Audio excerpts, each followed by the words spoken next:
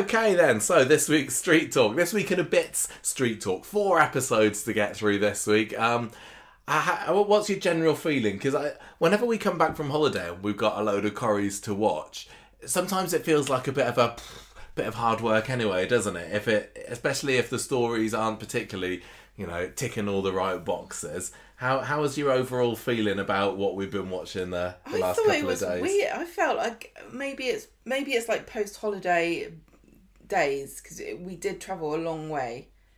And we did lots of driving yesterday. But I just watched like a lot of stuff today. It felt like literally they were just telling me what was happening. I can't really explain it. It just felt like everything was a bit dumbed down. It wasn't especially action-packed, was it? I'm going to say that the main stories for me didn't particularly light that many fires beneath me. I was disappointed with what happened with the Bailey storyline. That felt like it came out of nowhere. Yeah, Dee-Dee's been on holiday for a bit, hasn't she? I was a bit mad about it because it didn't come out of nowhere. They meticulously crafted this storyline over many months, right? And put this together. But then it felt like it all came to a conclusion in like that. Like Dee-Dee comes in and goes, right, it's my baby. In one scene. She didn't talk to anybody about it first. She's been agonising about it. So it didn't come out of nowhere. But it just felt like, right, we're doing this story again. Sorry. You know what I mean? Yeah, there didn't feel that there was much of a build-up to it in recent weeks. It came out of nowhere today. Yeah. Well, it wasn't today, but whenever it actually did. There was an awful lot of Abi and Carl as well, wasn't there? I've been saying just get on with it, with this affair for best part of 4 or 5 months now, and finally they have actually done it with their 7-minute bonk in the garage office. Yeah, I thank you to the person who pointed that out on the internet. By looking at the clock in the garage office, you could see that in between the initial snog and then them randomly doing up their clothes afterwards, only 7 minutes had passed on the clock. But hey, it's about the quality. Yeah, Carl, was especially excited and proud of himself. Very proud. Proud of his performance, I think. Good lad. Yeah. But yeah, now that that's actually come out, it just to me, it's just feeling very, very dirty and icky, and I don't really know who to root for in this storyline. Is it like Jack? Is he the only innocent here? Debbie, maybe? I feel like I've been beamed into a slightly parallel universe where everything's a bit off, you know? Yeah. Everything felt a bit off today when we were watching it. Yeah, and then there was Todd and Theo stuff. There wasn't really anything that I was like, oh great, we're back to this story again. Stuff felt like it was happening. I'm somewhat interested in the Becky mystery, and I say somewhat only because there is a bit of a mystery going on there, and it's not obvious where it's going. Now, this is the thing that Coronation Street has got themselves in trouble with in the past, which is doing mystery storylines but not actually having I can't think of another way of saying it. I don't want to be rude, but not having the chops to be able to do them properly. Because it's not, and I've said this before years and years ago, it's not a mystery show, it's not a police show, it's a soap, right? But they seem to want to make it into a mystery show and a police show. So if you're going to do those stories, you've got to do them properly, haven't you?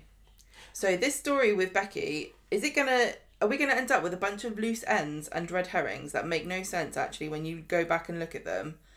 Because they've pieced it together in a really haphazard, ad hoc way. Because that's the thing about police and mystery shows, is that the whole story is hooked around this central premise, and so you'd think it's very tightly plotted. You have to know exactly what you're doing. But I think that sometimes what happens in a soap is they go, you know what, we never found out about blah de blah. We could do a thing about that, and then they kind of go back and kind of retcon some things and use some stuff that they've already put in there that didn't make sense at the time, and then they kind of like half-ass an ending for it. Yeah, and I don't think they've done that before. I don't think they've retconned anything here, but they do seem to have been going back to breadcrumbs that were laid many months ago. Was it before Christmas that we found out about Becky getting mown down? I don't remember. We've been kept on edge as best as they can with this for a very long time, and I hope that it delivers. I do think they did retcon. about Becky and her birthday and not celebrating things, because wasn't Lisa crying when it's her birthday? And she never said anything about, she never celebrates on the day. Oh, there was something that was Becky's and then birthday. today, I don't remember. Whenever it was this week, she was like, it was our anniversary, we're not allowed to celebrate because she cries on her anniversary. I don't agree with slandering dead women. You know, we just been to Rouen and we saw Joan of Arc, and, you know, as an English woman, I feel responsible for that still. So I don't want to slander dead women because, you know, you might go to hell. Yeah. But crying because it's your anniversary and not wanting to celebrate things on the actual day, so you've got to do it the day before. What a bloody high maintenance... Takes all sorts, doesn't Mardy it? cow she must have been. I mean, a lot of people say that Lisa's a bit of a Mardy cow sometimes, and I would never say that because I wouldn't even slander a live woman. But if she wasn't the Mardiest one in the relationship, what on earth was Becky Swain like? Very good point. Maybe we'll find out. Maybe we will find out, because there is still the possibility here that Becky is alive and kicking somewhere. Is she called Tia Wardley? Well, yes, maybe. We do have is a mystery. She now working as a lollipop lady? Yeah, well, that's exactly. Carla was Googling her, wasn't she? Or voggling her. And we found out that Tia Wardley was either a pro tennis player or a lollipop lady. I'd like to say that Tia Wardley was a lollipop lady, and maybe one that just turned a blind eye when a car was careening down the road right towards Becky Swain and just let her get mown down. Maybe Becky was waiting patiently to be crossed by the lollipop lady, and the lollipop lady was in on it.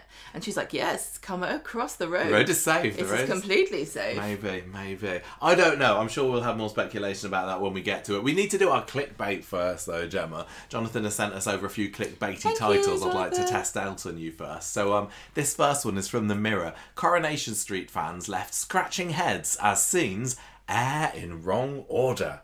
I don't know whether you saw anything about this online while we were away, but scenes airing in wrong order. I don't know whether there's anything that you can take a guess at. It's a bit, you know, I need a clue. I've got nothing. Maybe I'll just tell you what it is, because I don't think we're going to guess this. Well, there was a Reddit thread about this earlier this week, and somebody was apparently saying that some Tyrone scenes, seem to not be in completely chronological order. But you won't guess it, so I'm going to tell you. Go on then. So basically, there was a scene with him allegedly having a mope about in the, I think it was in the cafe, or was it in the Rovers? I can't remember. I think it was in the Rovers. And then there's a scene of him later on back at the garage again. And then there's a scene of him standing in exactly the same spot in the Rovers. And somebody wondered whether that was reordered a little bit, because it seemed he hadn't moved between the first and the third scenes. But I don't know. This week where I was like, I don't think they meant that. There was a few lines as well that was super clunky, like when Sam was like, don't get me started on global warming. Well, he's passionate about it now, isn't he? But did he not know about it before? Like, he's gone to 1 week of eco summer camp and now he's an insufferable I think that lots of anarchist. Children are very, you know, pro Greta Thunberg kind of. It's just the way he said it. And don't get me started on global warming. I thought we didn't call it that anymore anyway. I thought it was climate change. Yeah. Well, he's been looking out into space all this time, hasn't he? And now he realises that maybe he should be more concerned about things closer to home. Yeah. Maybe he needs a microscope, not a telescope. Exactly. Leicester Mercury had an article going out this week, Gemma, saying Coronation Street legends to return after 21 years to stop Dev and Bernie's wedding. Is this saying that Dr. Shobna Gulati is going to return? It is not. No, it is not about lovely Sunita coming back to start the wedding. No, somebody else who returned after 21 years. We've obviously seen Sunita more recently than that. I don't know. You know, I can't do maths when it comes to 2004. Dates. That has got maybe a penchant. Oh, is it what? Meddling. Is it Amber? Weddings of Dev. Is it Maya? Yes. I would love that. Maya Sharma still alive. Some fans, according to the Leicester Mercury in a Facebook group, they trawled saying, "What if Maya comes back?" I know. I can't believe. Everybody would love that. It ain't gonna happen, but we can dream, can't we? We've got lovely Auntie Rani to be this year's wedding meddler. And wasn't she? Did you enjoy Auntie Rani from what we saw of it this week? Yeah. I thought there was more potential for hamminess. What, you wanted more hammy than Dev saying every line in his? Oh, I did, I knew. I know. Can't even do it. You can't do it because only Dev can do it. We all know what happened to The Simpsons. We can't do that. I thought she was great. Whenever they said Auntie Rani, I kept thinking about the Doctor Who character, and like she's some kind of opposite of that Rani. character. Yeah, Auntie Rani, like she's... Well, I guess Mrs. Flood is Auntie Rani, isn't she? Because she was the opposite of what Rani turned out to be. Maybe, I don't know. I didn't understand everything that went on with Dr. Nobody, Who. I don't think the writers knew. Not sure Russell T Davies knew everything there. I quite enjoy Auntie Rani. I mean, she was built up to be this massive harridan, wasn't she? And she just actually seemed quite nice and was just telling Lauren a few home truths because she doesn't realise quite, what a gem she is. I don't make comments on people's looks unless it's positive, so I hope everyone realises that I say this with the greatest of love and compliments. I think she's got eyes like a sugar baby. A what? You know, sugar baby's got these giant eyes. A sugar baby? Isn't it a little monkey thing? I don't know. It's like a kind of flying... the other day where we were at. A sugar baby. I've got no idea. Have I said the wrong thing? But Auntie Rani, the actress, has apparently been in Coronation Street like 3 or 4 times before in various roles. What is it? Not a bush baby. Yeah. Sugar baby. I think a sugar baby. Sugar glider. Oh, okay. A sugar baby. That's one of the sugar babes, isn't it? So if it's a sexy lady that you have to give money to, I would like to see the man who thought she was a sugar baby. Okay, well, I didn't get that from It's like a flying squirrel. Okay. She has got gorgeous big eyes, and if they were staring at me, I'd probably be quite scared unless she was complimenting me on some kind of... I just thought it was odd how they were achievement. making out how terrifying that Auntie Rani was beforehand. And oh my gosh, what happens if she can't come to the wedding? She's going to be dreadful. But she was just very pleasant and wanting to know how her money was being spent. I liked her. But yeah, she was very critical, that's the point. Only a little. She was no Evelyn, was she? I don't think they wrote her with an Evelyn or Blanche kind of... Her full power will be revealed in time. I do hope so, because I like that kind of character. We're missing her with Evelyn not in the show at the moment. Sugar baby. But yeah, she was apparently a nurse or a doctor or someone in a couple of episodes. She actually saw to Asher once when she was younger. So yeah, she has been involved in the Alahan family before, believe it or not. See, I was just kind of hoping. I saw some people asking about Grishma and Ukma online, but they were Sunita's aunts, weren't they? But, Indian weddings, they have lots of guests as far as I understand. This is not necessarily an Indian wedding. No, I know, but I don't need an Which excuse to bring Grishma and Ukma back. I get that the story is not about the wedding, it's about the cover-up. The sleight of hand involved in hiding the money, but I do feel shortchanged that we didn't get to see a glorious Indian wedding in 2025. I know they did Dev's wedding before, maybe they think, oh, we don't need to do that again, but...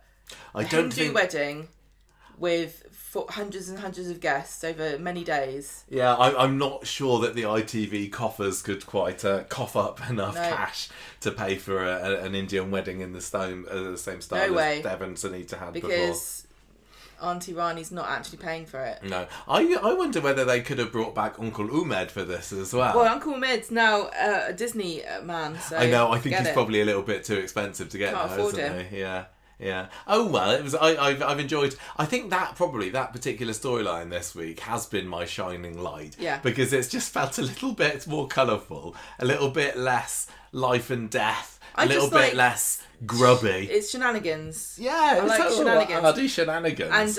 And with Bernie going, thank you so much for coming. Yes.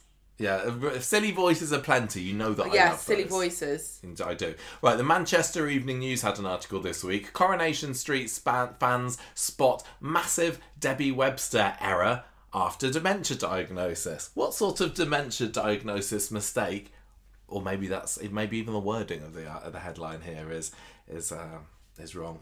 Is misleading. What the hell are you talking about? I don't know. What's the mistake? You pointed out that we had a clickbait for our article, didn't we, in Manchester Evening News? It's like heartfelt tribute or something. Oh yeah, so Devaney makes heartfelt tribute. Yeah. Thank you very much, Jessica. What's the mistake regarding Debbie Webster? She's forgotten that she's got dementia. No. She wouldn't be able to do something she can do. No. What then? So, according to this one Facebook group that was trawled for this headline, Debbie Webster should really be the one stepping into the shoes of the new Rover's Return landlady and not being killed off, and that is a mistake, apparently. Yeah, not. I think. When are we going to get articles made out of our clickbait that isn't an interview. You have to just sit through a whole 4-hour podcast. Nobody can be bothered to do that. Finally, okay, then we'll finally get on to properly talking about this. You can just read the transcript, you know. Belfast Live. Oh, by the way, we have. I know that this isn't, for the YouTube, you're already getting your adverts anyway. But people have been saying that they have been receiving adverts. They've been getting adverts on the audio download of our podcast recently, and I don't know why they've suddenly turned up. But there's been adverts for Podbean. And we clicked on yes for the adverts a year or two ago, didn't we? And they've started popping up again. Well, we've changed our content warning, haven't we? Oh yeah, we tell them to say it's explicit because we're still not going to be swearing. I thought that just if there's swearing, it's explicit, and if there's no swearing, it's not, right? Because we only talk about things that are on before the watershed in the UK, so it's all Ofcom approved. Everything we say, we can't, we don't go much further than what they do in Coronation Street, but because some of the topics are a bit more adult, I think technically we are explicit content, so we changed it. So now probably you can't listen to us in the UK if you haven't had your safety check. Yeah, well, I hope people aren't having to put in their credit card Have details you got your or photograph license? themselves in order to listen to us today.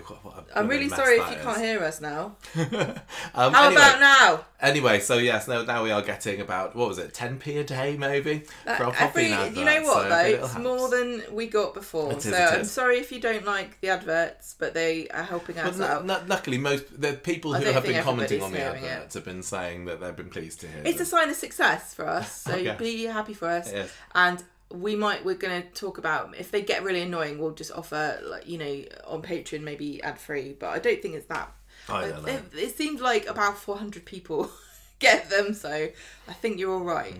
Belfast Live, the last article this week. Then we will finally get on to Coronation Street. Coronation Street set to kill off Cobble's icon, and it's bad news for Eileen Grimshaw. Right, it's not Eileen Grimshaw, is it? No, it's not Eileen Grimshaw. They're not killing her off, no. Is it... It's only one other person it could be, isn't it?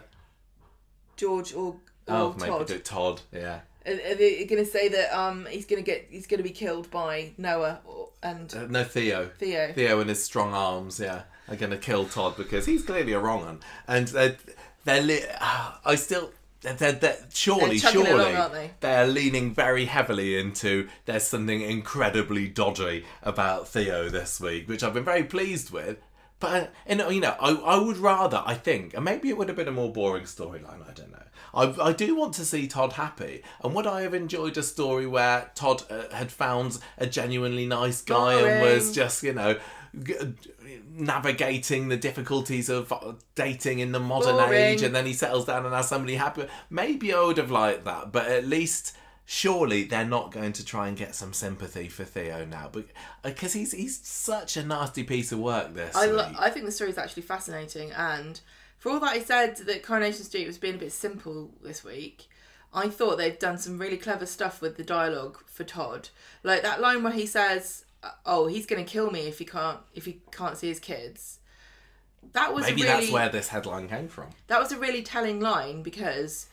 Number one, it wasn't even his fault. It was Theo that hit somebody else and got into a physical struggle because he does that all the time. And number two, Todd was assigning blame to himself and also saying that Theo was going to kill him about something that he had no control over. And he didn't at all consider that to be a warning sign or a red flag or anything. He was just like, oh, he's going to kill me.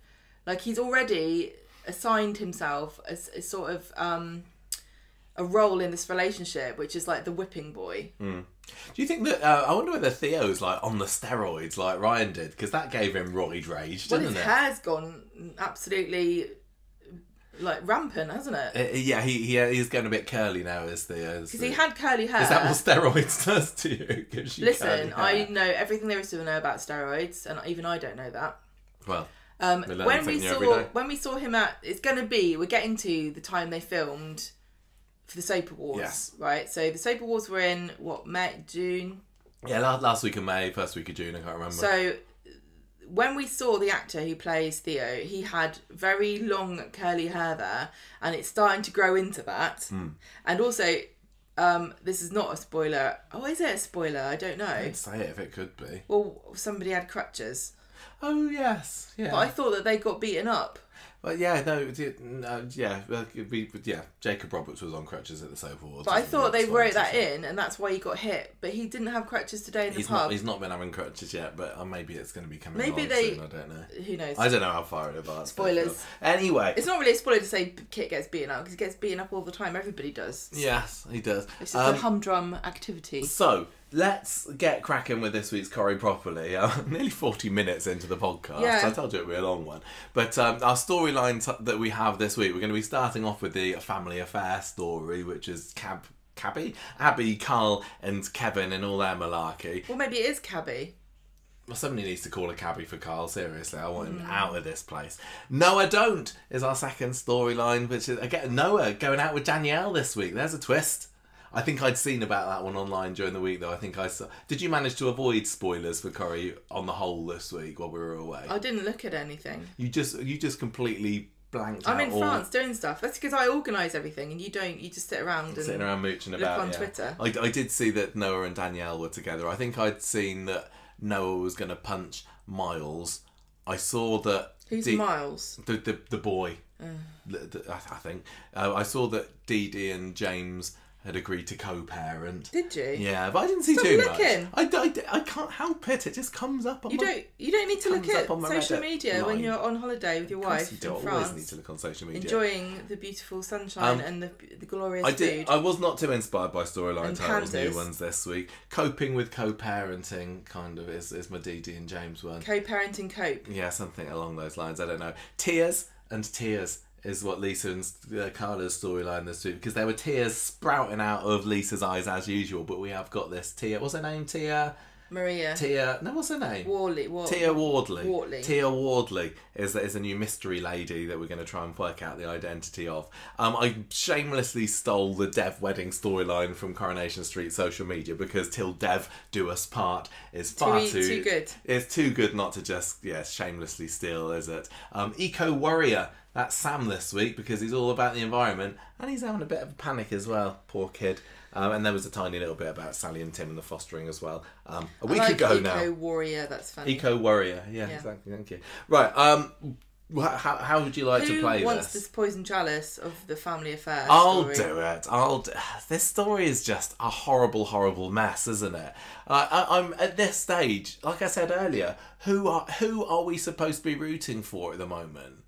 You want in a story to have somebody to get behind and put your flag in their camp and say, go on girl, go on boy. Or, Michael, that is a very British colonialist mindset. So, well, it's just true. And I can't believe you're doing such and such to them. And there's really nobody in this one at the moment. I mean, I feel somewhat sorry for Debbie, because she's going through her traumatic dementia experience and all this lies and deceit and bonkings going on behind her back. But out of... Abi, I used to love Abi. Do I still love Abi? This is what I mean. But what have they turned her into this year? It's unforgivable. It feels like I don't know her anymore. No, you're absolutely right.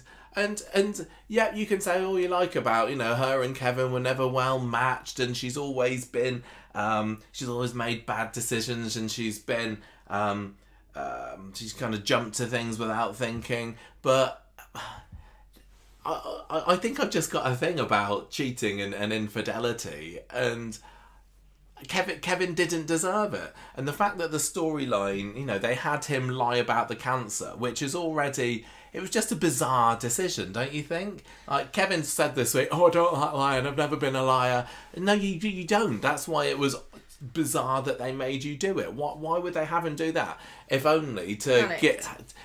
He lied about having cancer so that Abi could have a reason to have an affair. They clearly wanted this affair first, and it's like, how are we going to make this happen? Let's make Kevin have a completely unreasonable, unrealistic, horrific lie that he's going to string the whole family along with for 3 weeks. And then you got Carl, who's just the dirtiest dog of them all, isn't he? He's a real mucky pup this week. Everyone's just kind of spiraling around this horrible drain, and nobody's coming out looking in any way a decent human being, Yeah. Did you think the same? Yeah, Carl's weird too, because I think a lot of things fell flat for me this week, and I think I don't know if it's my fault or what. You know what I mean? Yeah. Am I just not engaged in it properly or what? Because I don't like with Carl. It's like I'm not feeling the urgency of what you're trying to achieve. You know, I know, like intellectually that he's got this problem with money and some people are going after him. Good. And he's break his legs. But I can't feel from him the urgency or anything. And like when he's worrying about being dobbed into the police, I'm like. Every so often they'll have him on the phone saying, I'll get your money to you, right? That's what I mean. And then weeks will pass. Maybe it's because we don't know who he owes money to and we haven't seen any of the consequences. But it's just like, don't worry about it. He's been like owing money, vast amounts now, for what, 2 months? 3 months? Sorry, Carl, that's called having a mortgage. He's still walking. He got beat up. He had a black eye a couple of weeks ago, didn't he? I'll tell you what's wrong, Michael. The people who are supposed to be beating him up are in Germany and they're all queuing for the Channel Tunnel. Oh my God. It was very exciting going on the Channel Tunnel yesterday for the first time. But my God, the queues there, 2 hours it took us from arriving at the shuttle port to getting onto the shuttle, and we were just in a long line. We arrived early and we still ended up having to get a later shuttle than we wanted to. So you might be onto something. When I went on it before, I'm sure he'd just go straight on it. It was like so much faster and more convenient. And this took exactly the same amount of time as a ferry, except you couldn't go to the loo and have a nice Toblerone glass of wine. Anyway, right, so we're starting off with last Friday, so a week and a bit ago. Sorry, listeners, this was a long time since you watched that, but I'm sure you want to know what we think of it. We need harpsichord back in time music. The harpsichord? I would just say have a harp, probably. Do both. I want to hear a medley. Any instrument will do. So Abi starts Friday's episode at the garage. She's looking glam, and she's surprised to see that Tyrone and Carl have got a lovely car there as well, and that they're working on. And she says, "Look, I'm gonna sit with Kev while he's having his chemo later, because he's still at this point spinning the yarn that he's going off to his weekly chemo sessions, and she wants to go along and support dressed herself him. up to make all the other cancer patients feel like absolute dog crap. Exactly. And Tyrone has to be like, oh, no, you can't go there. Because he knows he's been holding on to this lie. He's been keeping Kevin's secret for him. And he says, oh, no, there's a job you need to do for the garage. You need to get... I can't remember what he sends her off for. Go and buy some tartan paint. I'm so fed up of the dialogue this week of like, oh, go and fetch the brake pads. Oh, we need a new spark plug. Order. Oh, I've got a call out. Yeah. Oh, his Ford Fiesta's on his last legs. I've heard far too much garage talk this past week. I almost had me yearning for medical dialogue. No, don't say that. Scalpel. So he says, oh yeah, anyway, Kevin just wants to go there on his own and binge a box set, and so don't worry about it. Just go and do this work thing. Abby's put off for it. Yeah. Carl, meanwhile, is still flirting away, but then he gets he's looking slightly worried when his MOT lady friend comes up. I was going to find out her name. I have forgotten her name. So yeah, from between, you're going to find out from me what his MOT lady friend is. I've forgotten about her. I've forgotten she even exists. There's just too much going on in this story, and ordinarily having somebody doing dodgy MOTs for somebody would carry a story for itself, but it's just such a tiny I know, this is what footstep. I mean. They can't help themselves. They just have to over egg everything. And don't like who cares about this part of the story? Well, it the feels only reason this part of the story is involved in it is because he's blackmailing Kevin's blackmailing Carl. Well, it also seems like it's going to be spinning out into what Abi and Dee-Dee are dealing with, aren't they? Because we had Ollie turn up later on in the week again, and he's had a fake MOT, so it looks like it is going to spread, but it felt like too much. But anyway, I was quite excited to see her again, because I was hoping to get a bit of progress in that story, and we definitely got it on Friday's episode. So Tyrone goes back to number 13 and has a massive go at Kevin for not being truthful for Abi while they were away. It's like, you told me that you would tell Abi the truth about you not having cancer, but you've been stringing her along like you've been stringing me along. Tell her, or I will. So Kevin's been left with quite a predicament there. So Carl and a woman still nameless woman, meet up in the Ginnel later, and they're spied on by Kevin, who happens to be outside, and he's like, what's going on there then? But he keeps himself quiet while he watches this conversation going on. So Carl arranges that he's going to leave the garage unlocked so that this lovely glam car can be nicked. But she's wanting a 60-40 split on it, and she's not settling for anything else, so she's really hardballing him here, but he's got no choice, really. So we see her pinching the car later, driving off with it. But Kevin, who's clearly got nothing better to do with his life now, he doesn't have chemo sessions to go to. He happened to be there as well. He sees her driving out, tries to give chase, but ends up huffing and puffing over the lamppost, where he has to be rescued by Glenda, who bounces across the road. The cobbles doing all sorts to her heaving bosom as she's rushing over to help Kevin in his time of need. Glenda, do you remember? Oh, yeah. We all kind of pointed out Fiona. while we were watching this. Fiona, is that the lady? Thank you. Pony. Yeah. She, why not? That's probably the best part of the week, to be honest. As a similar lady, I felt... You try and avoid cobbles as best you can and rescuing people and running. I don't. If somebody's dying of anything, don't ask me to be involved. You're going to glide over to help them. Especially if I've got something in my hands, because I have to clamp them down. I can't just run freestyle. So Glenda kind of then huffs over to the precinct where Abi and Jack are playing together with Alpha, and she says, "Oh, Kevin, he's gone to hospital. He's I don't remember what happened to him in the end. He's just having an old man post cancer." Just really tired. Out of breathness. I know, that's how I feel. If somebody did anything to me, I just need to go to the hospital. They've done tests on him because Carl finds him at the hospital later and he's okay. But he's still pretty narked about this woman taking the car. And he says, so I saw you talking to this woman earlier, Carl. What's all this about? You're a massive liar. And Carl says, well, you're a fine one to talk because I've just found out from a nurse here that you don't have cancer. So this was a bit of a throwback, I thought, to when... Who was it? Kit and Daniel found out about Daisy. Yeah. What was it they found out? Being pregnant when she went to the hospital after having the knife accident at Bertie's. At Weatherfield General need training again. Everyone's just finding out secrets Very about everyone else. Just not becoming of nurses. No. Nurses in non-Weatherfield hospitals are very discreet. It's because they haven't got Aggie calling the shots there anymore. They never Aggie would have blabbed herself if it said it in the script. Anyway, Carl knows the truth. I found it quite difficult, especially with a week that we had in between watching this episode and the next one, to keep track on who knows what. So Tyrone knows the truth now. Kevin obviously knows the truth. Jack knows... No, the only people that know are Carl, Kevin and Tyrone. Jack knows the truth, but he doesn't know the lie, does he? Because he's not been told. I don't think that Kevin's actually got cancer. So now Carl knows. So I thought this was quite exciting. And Carl says, you should be ashamed of yourself, mate. Which he should. There is absolutely... Everyone should be ashamed of themselves in this story. Everybody in this story. Debbie, how dare you get dementia? Why didn't you should have said, no, I know what it says in the script, but I'm hearing the voice of the fans. They don't want me to get dementia, so I'm going to say something else. Sorry, I can't read that right. I can't. It's too small, this writing. Yeah. Don't have to write it as my size, just because I'm a pint-sized person myself. Anyway, Kevin says, look, my marriage is hanging on by a thread here.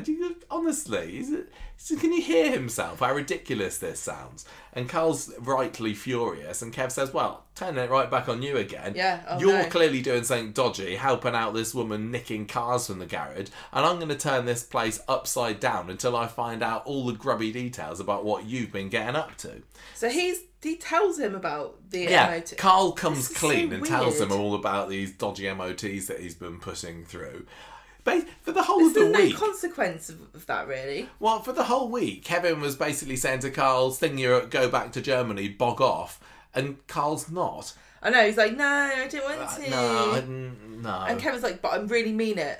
Yeah. I know there is consequence coming here, but it felt a bit flat. Like, this revelation that he's been doing these dodgy MOTs that's kind of been going on, and we haven't really... It's like, the drama got sucked completely out of it. I don't think there was a whole lot mentioned about that this week, was there? From the 3 episodes that we watched today and yesterday, it's like it's disappeared again, because the cancer thing has trumped it. And Kevin seems more mad that Carl knows that he's not got cancer anymore than he is about the MOT stuff. And he's also more mad about him and his, hanging around his wife and the fact that he's insecure about his marriage. He doesn't seem to be like at all concerned about the fact that Carl may very well have jeopardised his entire business. He's run his whole life. To be fair, this is a family first attitude from Kevin, isn't it? And if he is worried, and we've seen how concerned he's been that Abi could, run off on her own or with Carl at a minute's notice. And if Carl now knows this, especially if Kevin's suspecting that maybe there's something going on between Carl and Abi, Kevin could be worried at this point that Abi is just a hair's breadth from finding out and reacting in the way that any sane person would probably react if you found out that your husband was lying that they had cancer but actually they didn't. So I don't blame him too much there, but he does need to rebalance his priorities maybe and just put that MOT thing a little bit higher on it. But anyway, what do they do next? Abi comes in at this point. What's going on? Nothing. Nothing happens. Kevin says, "Oh, nothing. We've not been arguing about anything. You don't need to know about this. This is for a later episode revelation." So Abi says to Carl, "Can you leave me and Kevin for a bit?" So she has a massive go at Kevin, saying, "You shouldn't be chasing after car thieves. Not in your condition. You've got cancer, remember? Don't you, Kevin?" "Oh yeah, of course I do." And then we have Officer Jess, who's again making plenty of appearances at the moment, pops over to the garage to try and find out a little bit more about the theft. Kevin has apparently told her that he didn't recognise the driver. I don't know whether he said words to the effect of, "I definitely didn't see her talking to my brother in the Ginnel earlier today. Why don't you check the CCTV there?" But speaking of CCTV, because this is the other thing as well. Why has there been so... I've been really confused about the CCTV in the garage recently. Because they have shown sometimes it works and sometimes it doesn't. I think always it works. Questions. I think always it works. But then they've made a thing in the past about, does the sound work or doesn't it work? Yes. And then that's not really been important because to anything. We had that thing where Carl was staring at the CCTV and we got to see it through the eyes of the CCTV when Abi kept talking to him, and I was sure that was leading up to some kind of blackmail thing. Yeah. But it never went anywhere. It's kind of felt like the writers have said, we do need there to be CCTV for this one scene, but now we're going to have to kind of explain around it for every other possible thing that happens.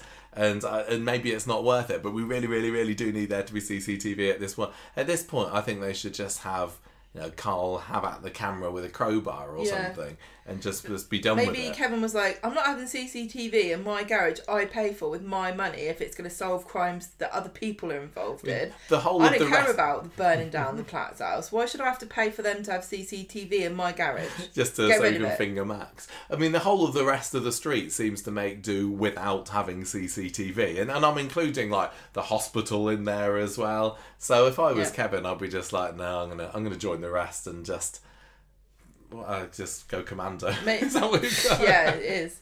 Maybe Kevin and Steve should start up a CCTV and Ring camera support group. Oh yeah, he does have his Ring camera, doesn't he? Take the burden of the whole street security on their backs. Yeah. Nobody else could be bothered. See, back in the day, they'd have Percy Sugnam for this, wouldn't they? As being the local neighbourhood watch officer.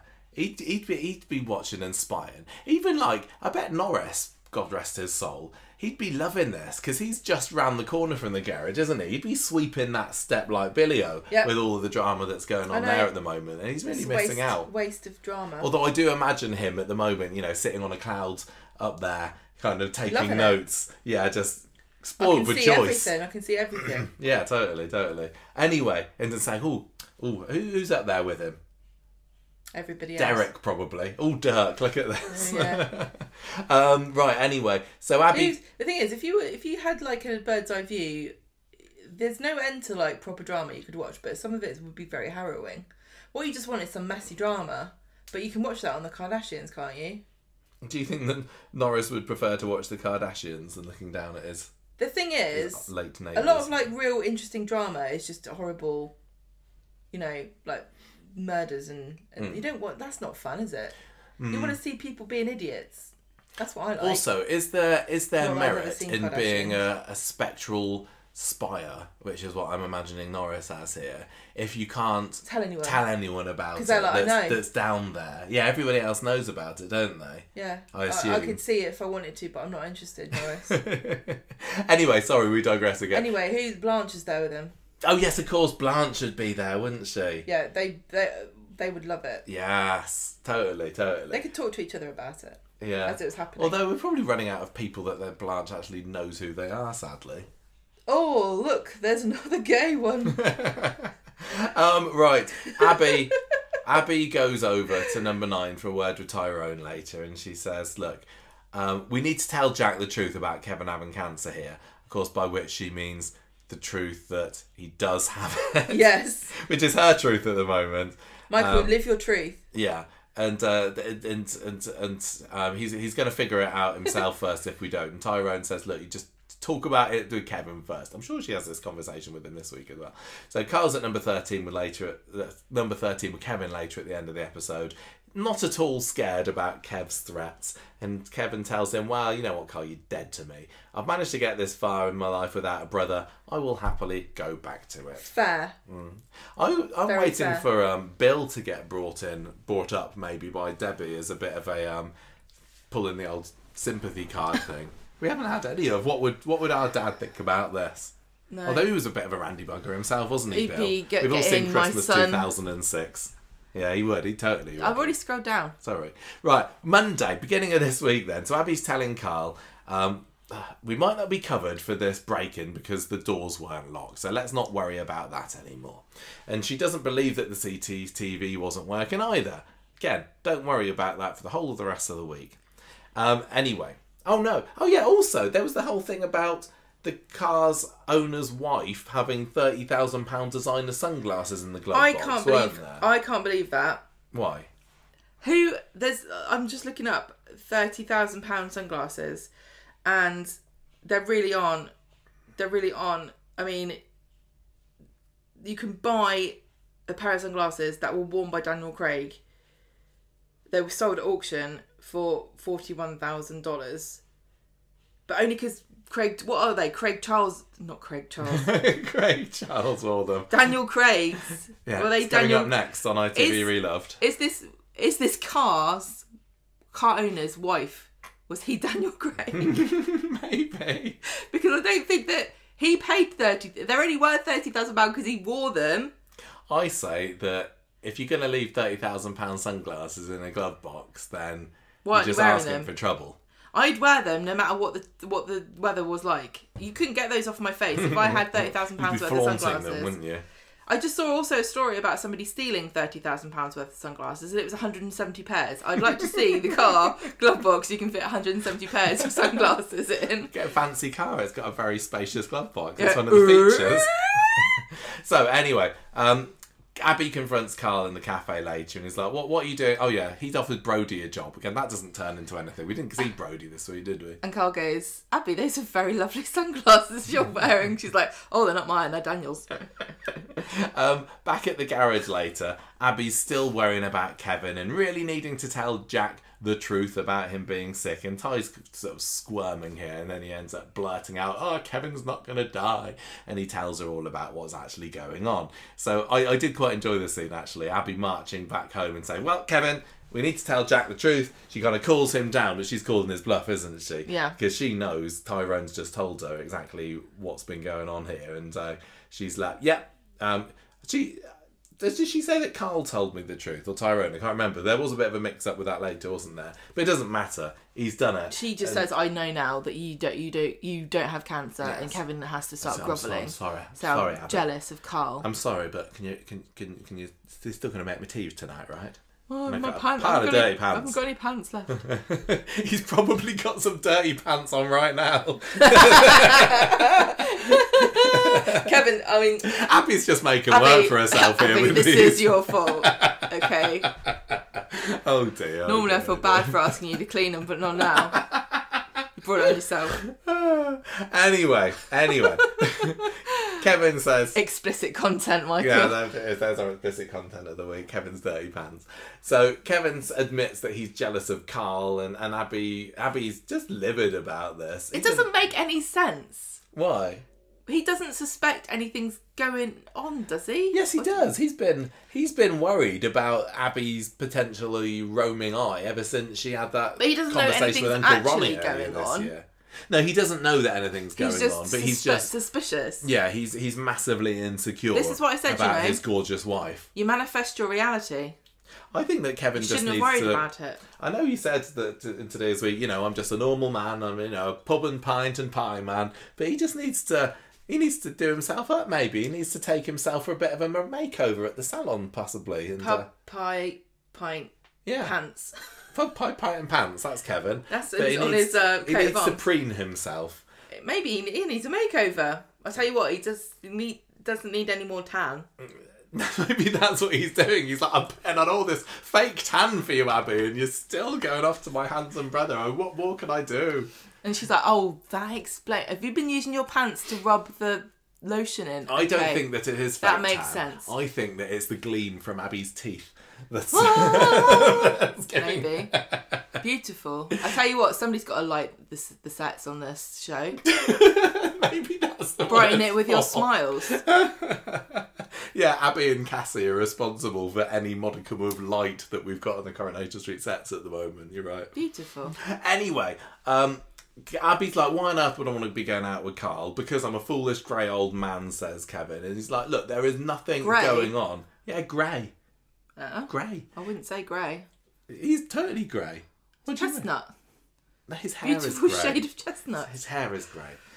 We're just jealous that Mike Novell's getting all these holidays. I don't have Although a tan. I don't know how he's fitting them in this year. I need to tan my legs. Yeah, we have come back with a slight tan from France this year, haven't we? Ever so slight. I don't agree with it. Anyway, she says, look, I can't believe you chose to continue to put me through the agony of thinking that you had cancer just because you were jealous of your brother. That's and she really storms dumb. out. That's genuinely dumb. And, I said earlier that I don't know who I'm championing in this story, but really, I am totally on Abby's side here. That was ridiculous. But I'm more just wanting to go up to the writers and say, why did you make Kevin say this ridiculous lie anyway? Because it's just a silly... He just panicked.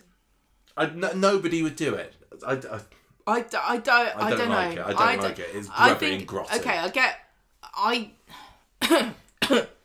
there are certain things that they do on the show where it comes out of nowhere and it doesn't make any sense. But at least they did set this up so that Kevin saw how Ronnie and Debbie kind of grew stronger through adversity and the diagnosis. And it although I kind of agree, it doesn't fill in his character.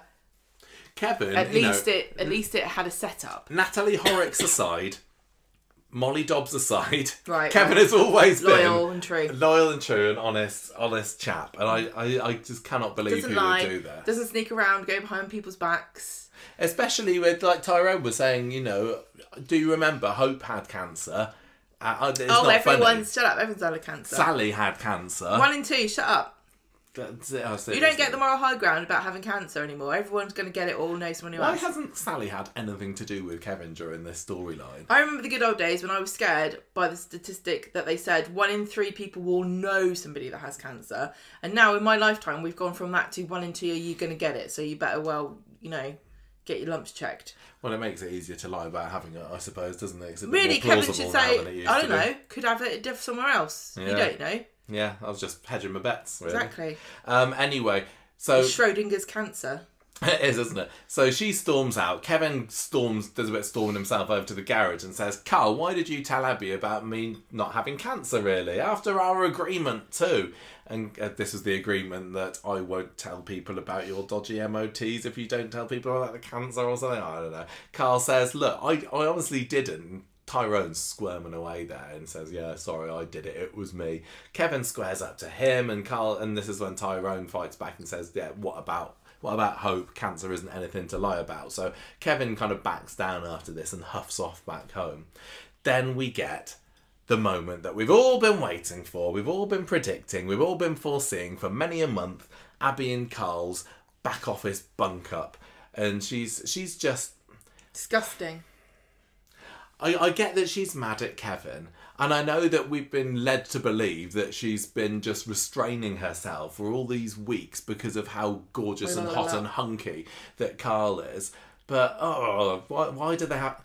Right until Something the moment... about being lied to makes you really randy, apparently. Right until the moment when they lock lips, I was hoping that Abi would say, no, I'm not going to do it. I'm not going to have an affair. I'm going to retain somewhat of the moral high ground here. But no, they didn't. She's like, oh, you're all I think about. Oh, you're all I think about too. It's all over with Kevin. So what's stopping us? And then they go in for a snog. Ugh. Terrible. I'm so mad. And it's not going to last, is it? No. Like, can anybody here see a long-term future for Abi and Carl? No. It's all going to come crashing down, and she's going to have to go grovelling back to Kevin. And I don't like a groveller. Or is this? Do you think this is over? Is there any coming back for Abi and Kevin here?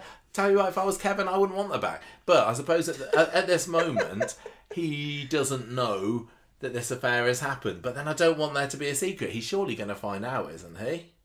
Is he going to take her back because he knows that she's the best that he can get? There'll be a scene where she's still mad at him, and then he finds out she had slept with Carl, and then the shoe will be on the other foot, and then there'll be a whole scene where it flips from one being mad to the other one being mad, and then they'll both get over it.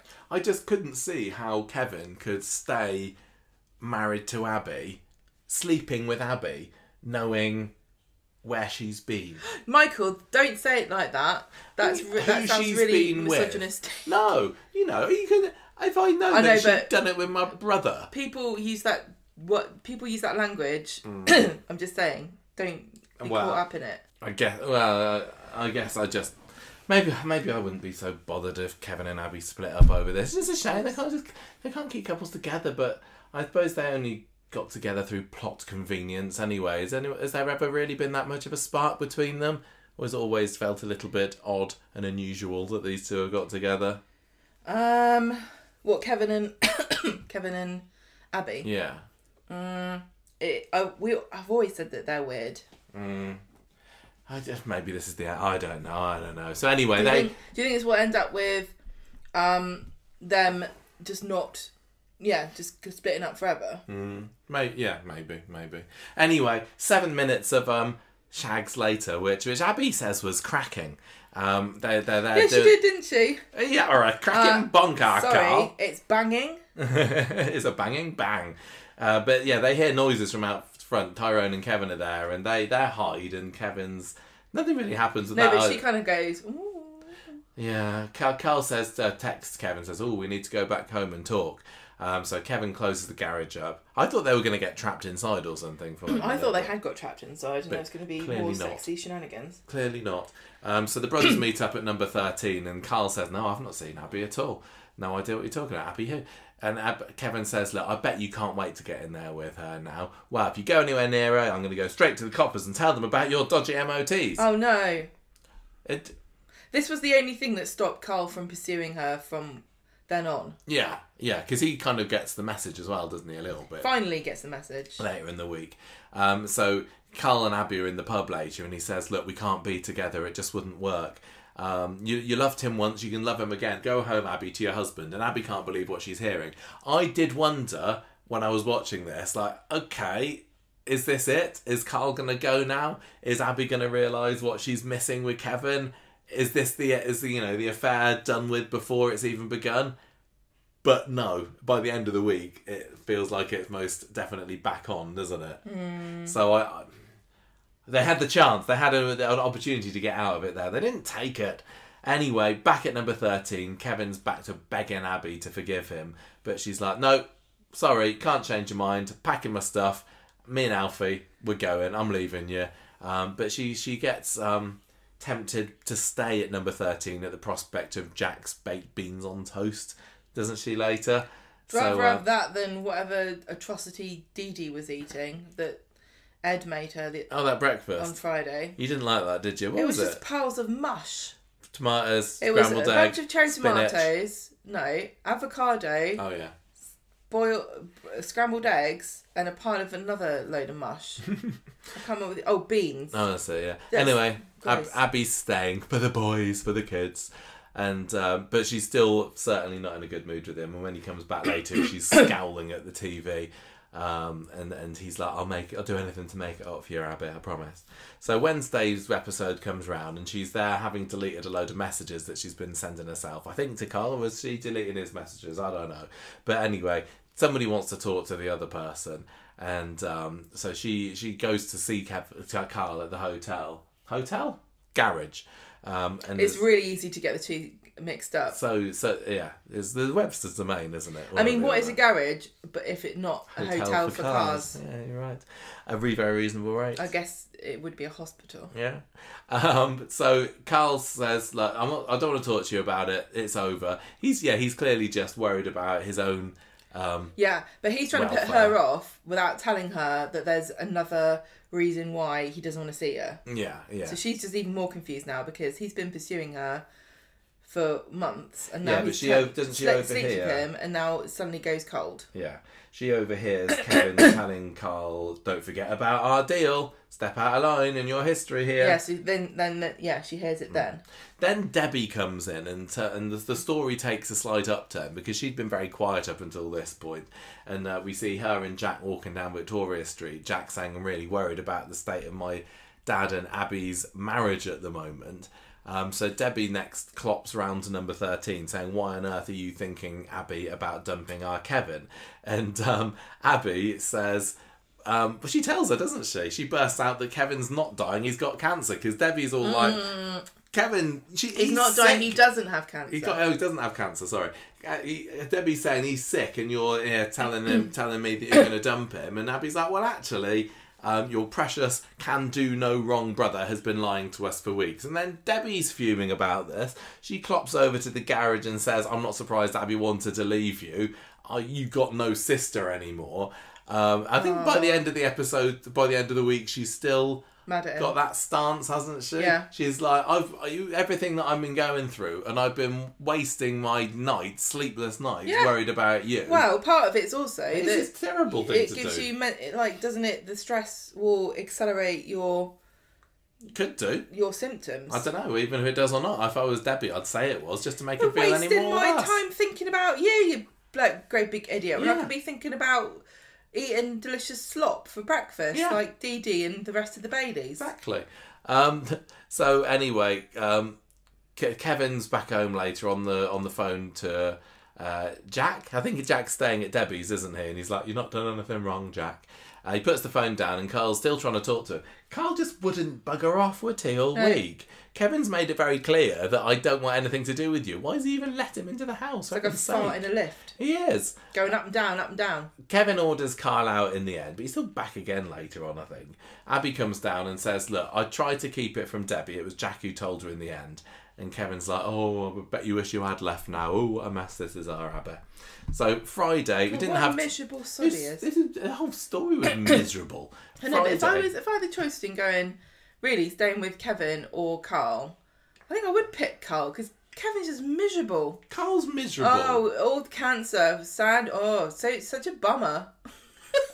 Abby just needs to get away from both of them, quite honestly. And go and have some fun times with Glenda or something. The tragedy is that Kevin totally shot himself in the foot because imagine if he had, I know that the thing is, he didn't know that Abby had decided to leave him one way or the other, right? Yeah. But if he had come to her and gone, "I'm cancer free, let's go on holiday," although they did go to the Lake District or wherever they went, but let's have fun, let's enjoy our lives, that would have probably turned her head back. Could have done. Would work on me. Let's go and have a nice. Let's go and have a nice meal out. No, that we've works. just been doing that. Right, Friday comes round, and Carl comes into work, and Kevin's like, "I'm going to sack you. I've been making all these threats for so long, but I can't trust you anymore. You're out of here." And Carl's like, "No, please, just give me a couple of weeks." And Kev's like, "No, sling your hook, mate. You're not making 50 grand working in a garage for 2 weeks, so don't worry about it." Yeah. So later on, Kevin's telling Abby that Carl packed his job in himself.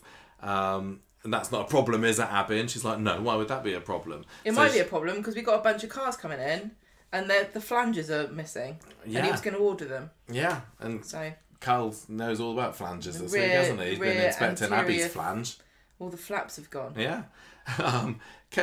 Then Debbie's trying to convince Carl not to leave because she doesn't know about what a dog he is, and she says, "Oh, I just need someone honest in my family." So now we're possibly back to Carl being Debbie's confidant and possibly stealing money away from her at some point. But so she's trying to convince him to stay, and I think she does. But she still doesn't want to talk to Kevin. It's just a horrible mess.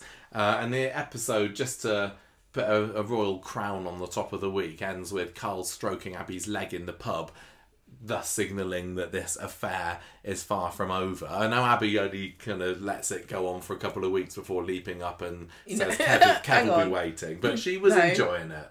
Not a couple of weeks. Oh, what did I say? Seconds. Yes. Couple of weeks leg stroke. She'd be raw. Yeah. So anyway, that's the You've end written of that. Abby pregnant. Why would you say such a thing? Well, you can't have a 7 minutes of passion, of cracking passion, without a possible pregnancy scare in there. No, can you? Come because on. you know why? Why? Because God loves love and he wants to reward it with the presence of a child. What do you think the odds are on there being even a little scare? I think it's more likely than not that it's going to happen. Maybe. I don't want it to happen, obviously, but it's not out of the realms of possibility. Well, no, you think that every time people get up to every time that somebody when they shouldn't has on the record sex on Coronation Street, you have to worry if they're straight. Yeah, that they're going to get pregnant. Yeah, Todd and Theo can get at it in the back of a car as much as they like. That doesn't... No God, babies coming there. You know why? Because God doesn't like that. Thank you, Noah. Yeah. I've seen the Coronation Street, I know. I'm also wondering whether this whole Brody thing is going to turn into anything, because they've got him working there maybe now. I wonder whether he's going to end up being taking the fall for the dodgy MOTs, or is he going to get involved in it or something? Yeah. Uninspired by that possibility, Gemma, are we? Yeah. Any final words for this story, or have we said it all? Done it. Just miserable. Utterly miserable. So what a disaster. I'd rather talk about conversion therapy. This is my favourite. Yeah. And the restorative justice that's a session that Todd had to go to on Wednesday. Do you buy this at all? Which bit? The idea that the police would compel a gay man to attend a conversion therapy session in order to understand why he was wrong to beat the man up. I really think it... Jess was there rolling her eyes at the whole thing, wasn't she? But it felt incredibly insensitive. And I think that if Todd wanted to say, hang on a minute, can I make a complaint here? Please, can I sue you? He would be able to sue the pants off them for making him do this. I looked it up and... I said, would you be compelled to attend a religious service as part of restorative justice? No. It was even it was a one-to-one session, wasn't it? I wasn't sure whether he was going to be going along to another one of the conversion sessions and just kind of watching on and going, you know what, he's making a good point. I don't think that's what restorative justice is. I don't think it is. I thought it was just like one-to-one conversation with somebody going, why did you do that? That really messed me up. And you go, sorry. But it wasn't. It was. I imagine it's supposed to be a bit of a two-way thing, because we saw it with Gail and Michael, didn't we? And that's turned into something lovely. And this was literally just a chance for Noah to preach at Todd, and I don't blame him for not. Taking it seriously. No, he wasn't. But do you think he was just watching? He was clock watching until it was done. Well, do you think that there's a future that we might be able to see where Noah and Todd get together, and maybe Noah drives an ice cream van? No, I don't. Oh, I mean, it happened with Gail and Michael. Do you want to run down what's happened here? Because this has been another one that's been in every single episode this week in a bit, hasn't it? So Friday, the police officer comes around and goes, right, you beat this guy up. There's video of it and everything, and you can't just beat people up for doing conversion therapy because it's not illegal. It's not illegal. But it's also not ever legal to beat someone up for doing anything. They make it sound like there's a world in which you are legally allowed to beat somebody up if they do something. I know, but you know what I mean. There's no world in which it's legal to beat somebody up. But they're not talking about the legalities of beating up. Yes, they are. You can't. It's illegal. Conversion therapy isn't illegal, so he wasn't doing anything. So you can't beat him up. George sees Theo in the cafe. He says, the police came, and Theo feels a bit guilty about this, and so George says, "Why don't you give him a treat?" And so Todd and Theo's treats are always, I've prepared this food and we're going to eat it in the living room, no matter what it is. So today it's popcorn. Sometimes they have a treat and it's at the bistro. And it's, they're going to watch Magic Mike. Oh yeah. And Todd, for some reason, is quite entranced by this. He's there, comes in through the door like, oh, I'm being investigated for a hate crime. Oh, Magic Mike's on. Great. I forget all my worries. Why do they always have to go to like the most obvious? They're like, oh, two gay men are watching a film. What can it be? Brokeback Mountain? No, Magic Mike. That's the other one, isn't it? I literally don't. I don't know. Why can't they just watch a... what, like the Avengers or something? Yeah. Or what's the new... We don't want to get The things to get Others. ideas about. Yeah, why not? Why not? you think that they should always go for the least obvious... Yeah. We don't. Well, how would we know? Well, listen, they enjoyed it, and they say, let's move out together. Do you know what I think? I think George should move out, and then they wouldn't have to go anywhere. Yes, 100%. George and we still is don't really know third wheel what they're doing, the Shuttleton siblings, with this Shuttleton? giant... what are they? Shuttleworth. What are they doing with this giant pile of a house that they were bequeathed? I don't know. Neither of them are living in it. But Glenda's still only temporary manager at the Rovers, isn't she? And I assume she's thinking, well, I'll probably move back to it once they can find somebody to replace me. Let's move out. And then Todd gets a text that he's worried about, but it was actually an email. And it says that they're going to make him do restorative justice, or he's going to get charged. And he literally talks until he goes. Every scene Todd is in, he says, I can't believe I'm going to have to go into this restorative justice thing. Like, we know, you said it about 5 times. You don't need to keep reminding us. It's pretty terrible. He moans about it, saying, I've got to go to one of these sessions next week. I just genuinely don't believe that this is a hate crime in itself. Forcing a gay man to go to a conversion therapy session because he beat the guy up who was doing it. Also, is this safe for any of the people that are attending? What do you mean? He says, I'm going to have to go to one of the sessions, and they do work it out that it's just him and Noah. Yeah. But is it safe for any of the men who, presumably of their own free will, are attending this? Because you have to respect everybody's beliefs, whether you agree with them or not. And presumably there are some men who find this useful, whether you find it repugnant or not. There are going to be some people that would want to go to this of their own free will. And you can argue about whether, they've been brainwashed or whatever you want. But some of these people are there voluntarily, and then this guy turns up who beat somebody up last time he came because he's... that's not safe for anybody, is it? No. What if he starts flailing about and beating other people up? There's nobody else there. It doesn't make any sense. Anyway, they had Jess there to stop any funny business going down, didn't they? So, Theo and Todd have a viewing to go to this very swanky place that's very expensive, and there's a bit where Todd says, oh, Theo... I'll pay a bit more if you have... Oh, yeah, because you've got your child maintenance. Pay child maintenance, as though it's some kind of, like, really inconvenient, like a contract that he signed. Which, literally, he did sign a contract to be with this woman for the rest of their lives and presumably financially support his children. And Todd was acting like it's like some kind of super inconvenient, like, you bought 2 mobile phones and you're only using one. This is leaning more into Todd being the victim in it, though, isn't it? With him saying, oh, I'll pay more money. You know? I think pay for your kids is all I'm going to say. I don't see the problem with that. So, there's got a pool in the basement. There's a gym. Fantastic. But, sadly, on the way, on Noble Street, which I think is cursed, they get a flat tyre. Noble Street is like the second most cursed street in Weatherfield after Coronation Street itself, isn't it? Yeah. That's the spirit of Joel.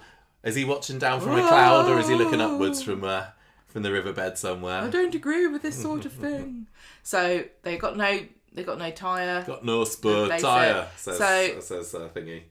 They call Tyrone, and he takes too long, so they end up bunking up in the back seat. And they have a very lovely time. And you're supposed to think, oh, it is nice that they're together and they love each other. But not me. They end up steaming up the windows, don't they? Like they have Theo. a bit of a Titanic moment. Now, there's also, I think, controversy this week. Never mind about the conversion therapy, but Danielle. Is her name Danielle, or is it Danielle, as Theo keeps calling her? Is he? He keeps calling her, hey, Danielle. I don't know. Is her name Danielle, or is it Danielle? She was doing a bit of yelling this week, wasn't she? I think it's just his accent. But I thought the twist this week was that, because Todd overhears... No, who was it? Well, we'll get to that, won't we? Oh, go on then. Yeah, go on then. So, Todd on Wednesday comes to the cafe, finds Theo trying to arrange a meet with Danielle and the kids to go to the bistro later. No. Danielle wasn't going to be there, actually. Well, he wants the kids. Just going to be he wants to go and meet with the kids. And he's like, I want to see my kids. I've got two. There's a boy. There's a boy, yeah. We bring him out once in a blue moon if somebody needs punching. It's called Clint. Miles. So Todd goes, by the way, I don't know if I've mentioned this, but I've got to go to the restorative justice thing and I hate it. He's still just grumpy. Moaning. At the yard, Theo tells Gary all about Danielle's text and he's moaning that she's making him jump through hoops to see his kids. Yeah, Gary's being kind of inserted into this story. Gary's being like Sarah was for a few characters, where he's like, yeah, tell me everything. I'm not interested, but I've got to... Well, he's got his own problems, hasn't he? Because Maria's trying to phone him and he's like, nah. Not that cow. Yeah. So, Gary's advice is to tell Theo to ask Danielle to join them at the bistro. So, Todd, meanwhile, goes to this restorative justice session, which is being held at the community centre. Why does this have to be at the community centre, I wonder? Like, the person who owns the community centre is probably spitting feathers at the moment, because he was like, no, this is supposed to be my over 70s yoga class that's going on here at the moment. And you just need to use the whole room for 3 people. Unless they've committed a crime, they can't be in this restorative justice session. I presume they've been paid for their time. I certainly hope so. So Noah's being really holier than thou and sanctimonious and annoying, and Jess is like, oh god, this is rubbish, which is also not helpful, is it? No. Noah says that Todd is lost, and they sit down together and they have this meeting, and then he does a prayer. Noah prays over him and finds and like I says I love you and all this. Yeah, he says, I pray that you'll illuminate a new and positive life for Todd. No. And Todd's just there sitting, just waiting for it to all be over. So he jumps up and he's like, right, I never want to see you again. Also, he spends the whole time going, this is rubbish, I hate you, I hate to want to be here, this is dumb. Which, yes it is, but the whole point of this session is that he's supposed to be contrite. The whole thing was so stupid. This is like Lisa with the therapy, isn't it? Yeah, it's a waste of time. Yeah. Oh, well, I wish this was at the community centre so I could make myself a cup of tea. So, amen. And then he runs off and he gets a phone call. No, he runs off. Noah gets a phone call. Todd realises he left his jacket, so he goes back to get it. And Noah's turned his back and he talks on the phone and he says, he's talking to Danielle about this meeting, and it's clear to Todd that Noah and Danielle are in a relationship. Yes, but this is where I thought the twist was going to be, because Todd overhears Noah saying, "Oh, Danny, I love you," and I wondered whether he was going to think, because I'm sure we talked last week about the possibility of Noah being gay and like repressing his own homosexuality, and I wondered whether Todd wouldn't put 2 and 2 together here, because why would you? I mean, it makes perfect sense in the world of Coronation Street, where there's only so many casts to go round, that these two have found each other and hooked up. But in real life, maybe Todd would think, hang on a minute, Danny, that's a boy's name. They're missing a really brilliant scene where Todd confronted Noah and accused him of being gay. Because that would have loved to have seen Noah's reaction to that. I know. Well, it could have also been Danny James as Danny, couldn't it? Because he's on the market now. Back from America. Having left James. Danny left James because he was having an affair, actually. Oh, yeah, he was. It was his therapist, wasn't he? Yeah. But maybe it was his religious therapist. Maybe it was Noah all along. Maybe it was. But anyway, nothing ever goes from that, because Todd correctly assumes that it is Danielle. What did you think about that little twist, that Noah and Danielle are hooking up? I certainly hope that they're not taking it to bed. Well, I mean, the hypocrisy there would be off the charts. Although, I suppose, Danielle has shown that she's not so bothered about that kind of thing, is it? Because she went to bed with Jason when he was here. She makes a comment about it this week. She's like, how's your brother doing? But I think that Noah jumping into bed with Danielle straight away would be a little hypocritical. But he's not supposed to be the most virtuous of focus. All you have to do is not be gay, and then anything else you do is fine. Yeah, maybe that's what his version of the Bible says. Yeah, just open it up. It says, "Don't be gay. Here endeth the lesson." Maybe he's got like one of the original Bibles, and on the side it's like the abridged version. From God to Noah. Stay cool, baby. Love ya. P.S. Don't ever be gay. That's my only rule. Yeah. And he's like, well, look, it says it in the Bible, so it must be true. To ignore those 10 commandments. I can't. How are we feeling about Danielle at the moment? Because we've been saying she's completely the victim in this and championing her all along. I found her a little bit less. I would say I was championing her. Well, we've been. I've been saying that she's right to be upset. Yeah. And I don't feel as though. Definitely, Corey wants you to think she's mad because he's gay, which is clearly true. But I think she's got very, very many, quite legible, understandable points beyond that as well. She's been completely understandable about why she's been mad. And well, it's not because he's gay. homophobia is part of it. It's not just because... It's because they've been married for many a year now and he's completely blown apart their whole marriage. Definitely. So it's no wonder he's been unfaithful. She's not. But as I was saying, she has now. This week I did find her a little bit less likable. Yeah, I think they're she was doing a little bit harpy-ish. They're flipping it. Maybe they're just making it more obvious what they want us to think because it wasn't. Well, having her team up with Noah, and surely she knows what Noah gets up to. Well, there's literally a conversation about this later. Was there? I can't remember. Right, so Theo, Millie and Miles are sitting at the table in the bistro. Millie, they all look miserable because this family genuinely don't seem to have fun ever. Well, Miles seemed quite happy. He's just pleased to be back in the show again. But Millie and Theo, Theo, bless him, he doesn't seem very intelligent to me, and he also doesn't understand jokes, does he? Doesn't he? No, there's a few bits where he doesn't get that they're making fun of him, but he's like, oh, I want to see you as much as possible. They're just very joyless and cheerless, aren't they? They're not my kind of people at all, this family. I don't understand people that don't make jokes. I find it very weird. They were having a jokey They time. weren't. They weren't. They weren't. So he's like, oh, I just can't come and stay with you. And then Millie's like, yeah, because he's gay. Oh yeah, yes. She's like, he's gay now. And gay now. He again has to say, I've always been gay. I was just pretending. I was just lying to your mum. So, and then he's actually really nice. He says, you know, your mum's wonderful and she just needs the time to come to terms with what's happening. But then Danielle does come in and she looks a bit awkward. And then they all seem to have a really nice time. So what does Todd do? Comes in and ruins it. Because he knows that Danielle and Noah are together. And he seems to think this is a huge problem. Because obviously he doesn't like Noah and he doesn't like what he stands for. But equally, it's kind of none of their business because Theo should have no control over who Danielle sees.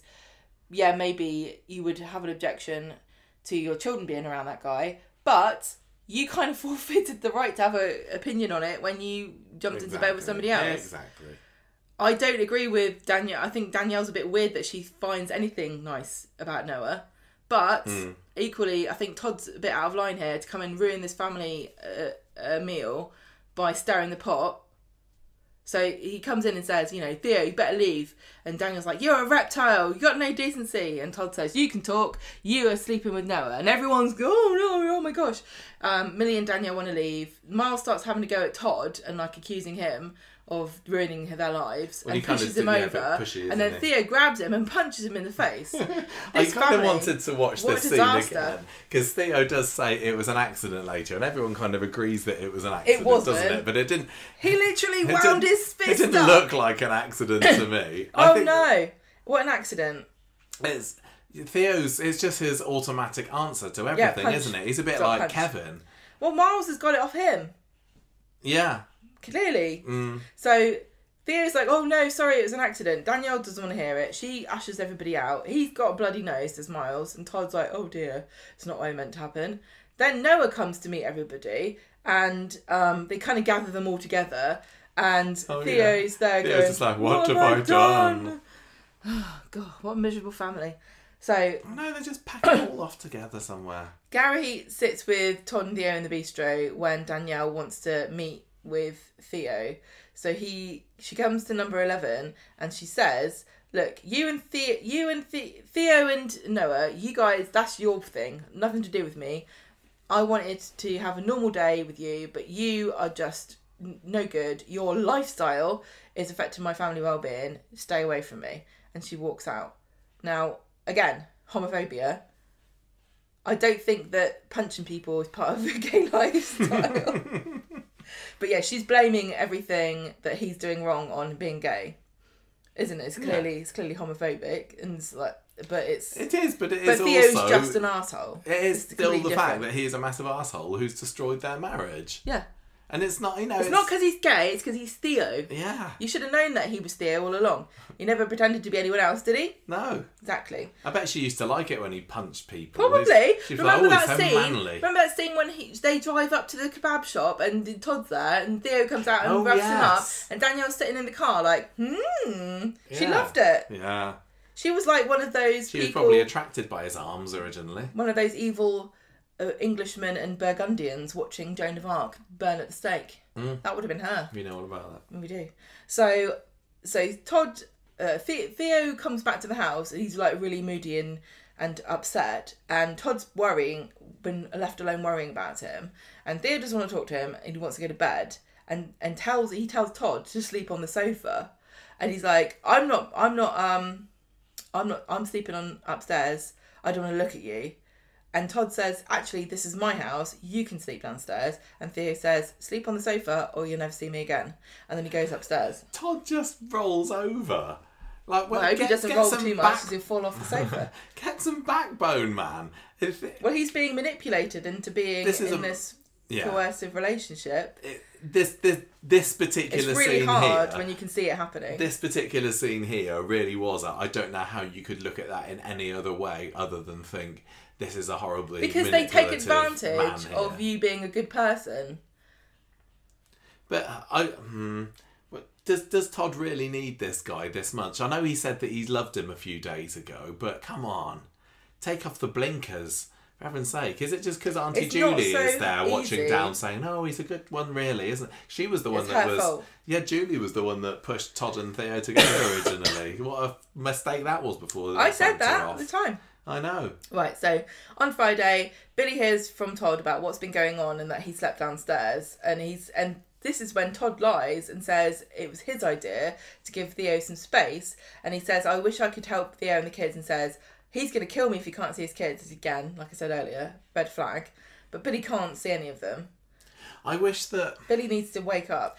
I know comparisons are going to be drawn if this story is going this way between this and the Jeff and Yasmin story, isn't it? Yeah. But Jeff had a certain amount of charm going for him, didn't he? He was a fun... As much as you were saying, oh, Jeff, he's so cool. He's like, oh, he's like, oh. I can see why I can see why he'd He was fun to draw watch. you in. Like, watching Jeff dancing around the garden to Mr. Bombastic was just brilliant stuff. He was I compelling. can't imagine anything that Theo does me going, oh yeah, Theo, oh, you're so cannot icky. see what does Todd see in him at all. No, I can't. Apart I from can't the arms. whatsoever. But, That's what this story is missing. Just there What he being needs- anything at all likeable about Theo. what he needs is one of those pillows that's like shaped like an L. Like, that's what Todd needs, like a big L-shaped pillow, because he could pretend it's Big Theo's arm. Then it'd be replaced instantly, like 95% of his appeal. Well, I'm wondering whether having Billy inserting himself more into this story is going to be a long-winded route towards Todd and Billy getting back together again. Yeah. Or is he just loitering around? He Because just hasn't wanted been a in story any of the this for a week. while, He was like hoovering them all up. Yeah. So Billy arranges a mediation meeting between Todd and Danielle. Was that a restorative justice meeting I guess so. as well? Now, clearly, there's some kind of religious connection between Billy, Noah, Danielle. I don't know why he didn't know Theo before, but if he knows Noah, then Danielle must trust Billy. I don't know. Well, she's not in the mood to back down about it. Todd apologises and says, look, Theo's really devastated about what happened. And Danielle's like, look, this is none of your business. And Billy says, yes, it isn't. But what is important is that Theo the children having their dad in their lives is important. And then Todd starts going on about Theo having rights, which again gets her back up and she storms off. Did we find out anything about what that phone call was that she was getting? She was being nagged on the phone, wasn't she? And she was getting frustrated and flustered. It might be that it was Theo, because Todd gets home, Theo says, Danielle's told me that you are stopping her from seeing the kids. And he's like, do you think I wouldn't find out you've spoken to her? Like, he's doing it behind his back and says, none of your business. My kids and family had nothing to do with you. And then he gets even more annoyed when he finds out Billy was involved. And Todd's trying to say, I was just trying to help. And he says, oh, you failed miserably. So he goes off and gets drunk, another red flag. Theo's drowning his sorrows in the pub. Billy finds him and says, look, don't be mad at Todd, be mad at me. It was my idea to have this meeting. Don't let it affect things with you and Todd. So Theo goes home, tells Todd he's sorry and he meant well, and says, please don't talk to the vicar anymore or get advice off him because it doesn't work out. So Billy comes around to apologise to Theo again, and Theo's like, gets rid of him and says that Billy had to leave quickly. So lots of lies going on here. Theo's just being manipulative, and it's weird because he's got this cunning to him, but it just seems like a thicko the rest of the time to me. Yeah, it's just. And they say they love each other, don't they? Yeah, they do. It's just horrible relationships this week, isn't there? I found this really fascinating. I do like this setup. I think that it's really interesting. Are you enjoying this? And it's kind of bitterly ironic that Todd has found himself yet again embroiled in a relationship with a guy who's completely hung up on his religion, even though Todd abhors it in almost every possible element of it, doesn't he? He like hates religion in every possible way. Yeah, but I get the impression that Theo... How has he managed to end up with two super religious boyfriends? But I get the impression that Theo has kind of dropped all that now. No, I don't think that's true at all. I suppose he did try and go to that conversion group, didn't he? He's holding on to him for a bit, but I don't think he's into it as much as he has been. If you want to be really cynical, which let's go there, about Theo and his relationship with religion, I can imagine that he found it very much advantageous to be a man in the Christian church who's the head of the family, who got to tell Danielle what she's allowed to do and what she's not allowed to do, and be, because they could be quite patriarchal. I don't think I'm speaking out of turn here. I think that you might be. Really? That you don't find that some religious people can be patriarchal? Obviously some can, but I don't think that you can just assume. Are you trying to say that you would assume only the best of intentions towards Theo and his use of biblical passages? Oh, maybe, I don't know. I'm not saying that about religion in general. I'm saying that if you're a coercive control freak who has domestic violence issues, it's super easy as a man, as a straight man, pretending to be a straight man, to hide yourself in the Bible and the traditional religious setup, especially if there's people like Noah. Do you see what I'm saying? There are, I think that Coronation Street gets a pass on not only showing the bad side of Christianity, because Billy is completely the opposite. Billy, you never find Billy, saying, "Oh yeah, I'm going to use the Bible to manipulate people and enforce my ideas of the patriarchy." That's a completely different concept to what I think Theo and Noah get up to. And the very fact that Danielle's now gravitated towards Noah makes me think that there was something funky and weird going on with her relationship with Theo and him being the controlling head of the house. But you literally cannot tell me that the Bible does not have elements of super sinister patriarchal control in it, because it does. No. I don't get the impression that the marriage between Theo and Danielle was dodgy in any way. I don't think that he was controlling to her. I don't think that she can be controlled. Really naive. That's really naive. I bet you there's going to be a scene where, when the dust settles, or before, the climax, where Danielle and Todd talk about Theo being controlling and using his status. Maybe. I don't know. We'll see, won't we? I kind of hope that this story goes on a break for a bit. Do you think it could be? I think it does, because I think it might do, because we've been left now with Todd desperately wanting forgiveness, and that he, like, Theo cannot see his children now because Danielle's stopping him. Yeah. But quite reasonably, considering the last time they met together, he punched them. But also Todd came and like blew everything up. And I know that Theo's evil and horrible, but he kind of had a point that you could have just let me have a meal with my kids. Yeah. You didn't have to tell me at that moment. And really, the reason why Todd told Theo that Danielle was with Noah was only because he was jealous and he doesn't like Noah, not because he felt that it was super important that Theo needed to know that information for the rest of the meal to continue. No, there was literally no reason for him to say anything at that point. He could have just let them have a nice meal, and then when he came home to say to Theo, by the way, Danielle is don't let her make you think that she's just an innocent, helpless,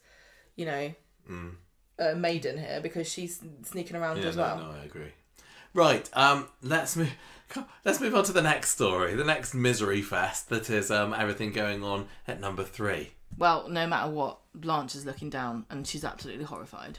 Oh, she's totally horrified about this. And so is Norris. This was another choose your side story, wasn't it? Like, are you team Dee-Dee or are you team James? I'm team baby.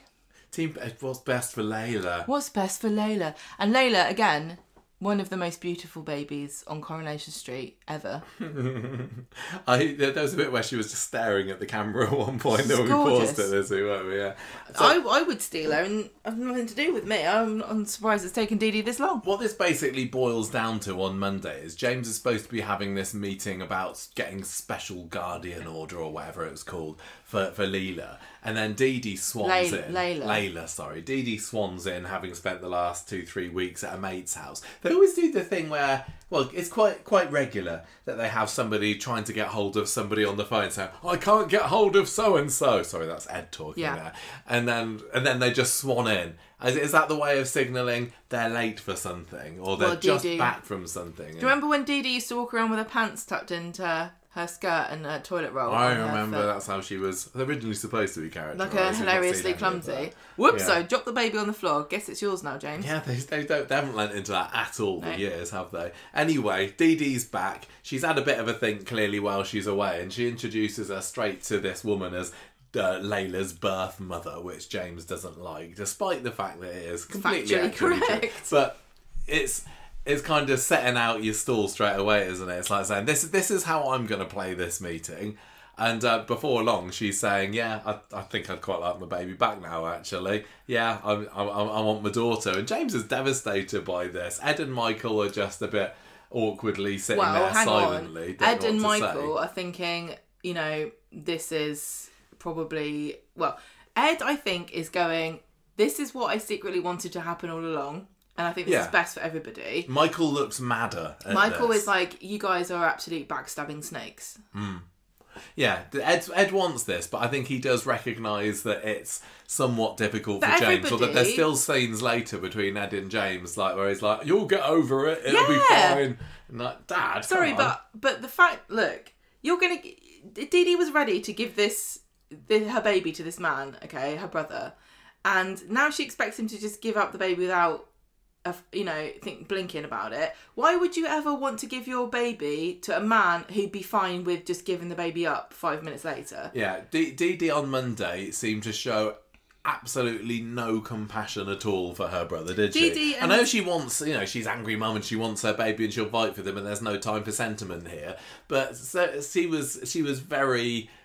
was far too cruel in the way that she just swanned in and announced that she's taking the baby back and there's nothing he can do about it, which is basically what it boiled down to. Dee-Dee and Ed seem to treat this whole thing like it was obvious, foregone conclusion that of course James was never going to be allowed to keep Laila forever and he should just stop being a silly idiot and realise that this is real life. Whereas I'm with Michael here, that they treated him so badly. How could you expect somebody... James, James feels like Dee-Dee felt. And they're not acknowledging it at all. No. It really wound me up. And also, it doesn't really... It comes into... they did pick it up in episodes as they went along. But it kind of boggled my mind too, that it didn't seem like Dee-Dee put any thought into the logistics of being a single mum and also being a single female lawyer, like she wanted to be. Oh, got to go back to the office today. What do I do with the baby? Do you remember that? Do you remember in Ally McBeal where she had a baby? No. I know. I thought that Dee-Dee was bang out of order, but I will say as well, like we've said before, speaking of not talking about or thinking of the logistics, if James hadn't come back to Weatherfield, or even if James had come back to Weatherfield and not stayed in the same house where the baby's mum was living in, maybe he'd have had a bit of more of a chance of being able to keep this baby. I know. He was kind of asking for her shoot to himself in the foot. Yeah, he was kind of asking for her to fall back in love with this kid the again. auntie. Yeah. Like, seriously. Like, what? Everybody in this family are idiots, apart from Michael, who seemed to have seen this coming a million miles away. And it's not, yeah, it has been coming miles away. Like, as soon as James found out about the christening, for example, he could have said, whoa, hold on a minute, I'm moving out of here. I'm not you're clearly getting far too close than I'm comfortable with my daughter, my adoptive foster He surrogate, didn't even have any of the paperwork. No. This is what boggles my mind too. They were just all just doing it on vibes this whole time. And I know they're family and you're supposed to be able to trust your family, but this is serious stuff. Look, and I think, had James decided, I'm going to go and live with my mum for a bit, wherever she is, then Dee-Dee... maybe, yeah, exactly. Maybe she would have sat there kind of pining away for her or her soul, but maybe she wouldn't have done. Maybe she'd have found something else. Like got herself caught up in a case and Laila would have been out of her mind. She's very clear about what she wanted and they didn't give it to her, and now look what's happened. Yeah, especially at the beginning. She did not want this baby whatsoever, did she? I don't think there was a case of, oh, maybe I shouldn't have her. She was like, no, this doesn't feel right. And I mean, this is another one of those, the power of motherhood, kind of biological things that stories love to do, and it can get really old quickly when you don't fall into that traditional family setup of like mum, dad, kids. So when somebody rejects that, and you've also kind of, through your choice or not rejected that too, whether it's because you might be gay or you can't have children or whatever it might be, when somebody makes that choice on a show and then turns around and undoes it, it gets really tiresome because it happens all the time. Yeah, the end point of this is, the mum's best for the child, after all. I definitely agree that of course, it's a biological fact. There are hormones and you can't deny it. I think that Dee-Dee probably is, Laila is better off with Dee-Dee as well anyway. I just wish they'd stuck to the original plan with I don't know, I wouldn't say that is a foregone conclusion, but it just does feel a bit like, yeah, of course, it's obvious this would happen. I said I really wanted Dee-Dee to stick to her guns because it sends a powerful message, but I know that you can't, It's like, I don't know, it's super powerful, biological, deep yearning, isn't it? You can't possibly get between it. You can't understand it. You can't deny it. It's what's made the human race last for tens of thousands of years. We don't need to pretend it doesn't. It just kind of like I said, it would have sent an interesting, powerful message to women who are child-free through choice, that it's okay and you can lead a happy life without... Yeah. Think of how many women have done this and not had the opportunity to then... Change their mind. And it also kind of... I'm sorry, but it does send a bit of a message like, she's flaky. I know they don't mean it to be, and it's a very uncharitable opinion to have, but I know that there will be people who will... Yeah, I don't honestly think that Dee-Dee comes out of this story looking particularly good, which again I'm baffled by, considering how she was the poster child for Coronation Street last year, and they've really done a number on her. Like on Wednesday's episode at the beginning, she was being so patronising towards James, like saying, oh, it's okay for you to be angry at me. Oh, screw you, Dee-Dee. She was being super, condescending. Yeah, she was, totally condescending. Despite everything I've just said, and how passionate I am about women being able to choose, and being child free is really hard, and when you get it rubbed in your face all of the time that you secretly have made the wrong choice. That's what this is. It's like, if you decided not to keep your child, you've made the wrong choice, and if you could, you'd go back, wouldn't you? Yeah, that's what it feels like. That's what it feels like, they're saying. Even though I feel that way very strongly, I still really love the fact that she ended up with Laila, and I think it's sweet that they're together, and I find that a betrayal of my own of my own, like, my intellectual side, because it is really sweet. You cannot deny the purity of the love between the two, and that's what makes it so hard, because it's really difficult to have picked the other way. But the thing is too is that many people are now choosing not to have kids and being fine with it. It doesn't mean you don't regret it at times, the same way you regret having kids. Like, I'm sure 7 o'clock in the morning, there are parents on a Sunday morning going, God, I wish this wasn't happening at the moment.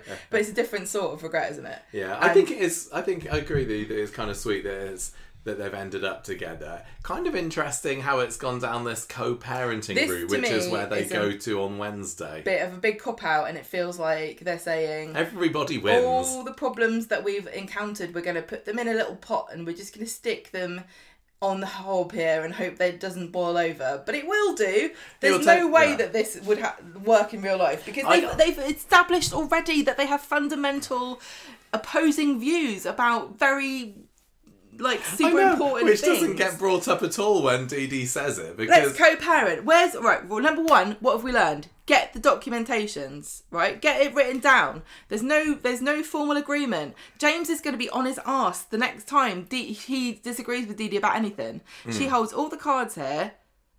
Yeah.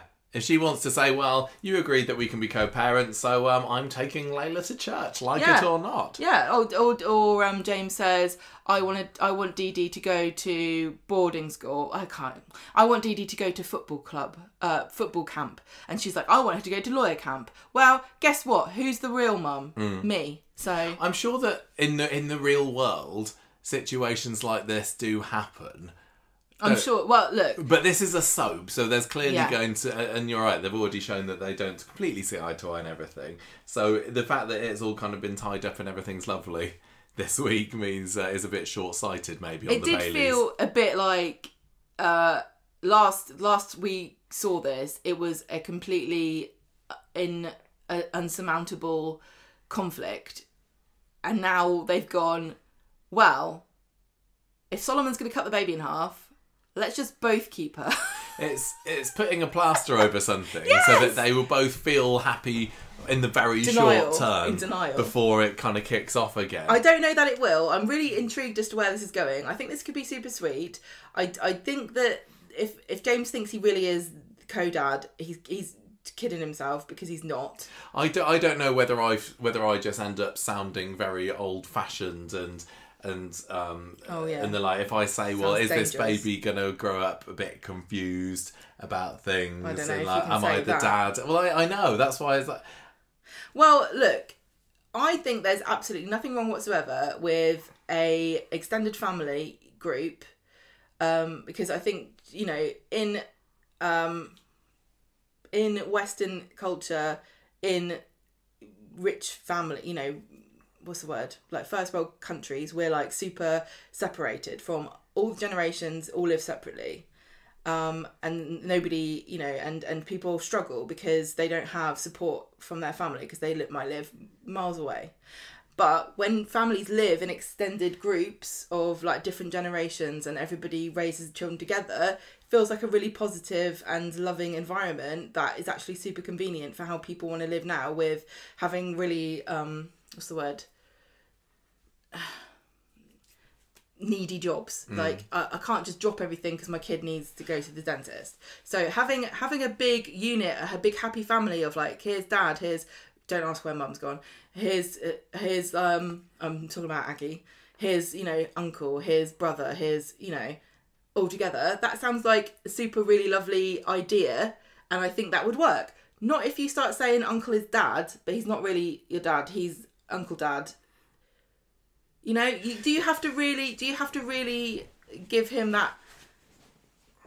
Are you not, like you said, is it not a bit confusing? Can he not just be a really super involved uncle who loves her like a daughter, but he's not the dad? Because Dee-Dee's do we have to call him the dad? Dee-Dee's kind of committing herself to living with her brother Yes. for the next What's this? 18 years or so. What does this guy think? This What does Ollie think? This joyrider, whatever he got up to, man crusher. What does he think about this? He's going to hear about this and nope right out of it. Is this super complicated? You don't need to make James the dad. If Dee-Dee gets a partner, which is not beyond the realms of possibility, she's a good-looking lass, and he wants to be a dad to Laila, then it's going to be very easy to oust James from this, especially if there's no proper paperwork. I'm assuming that there will be. They will do it properly. There can't be. There's no such thing as I don't know. I don't know if there is.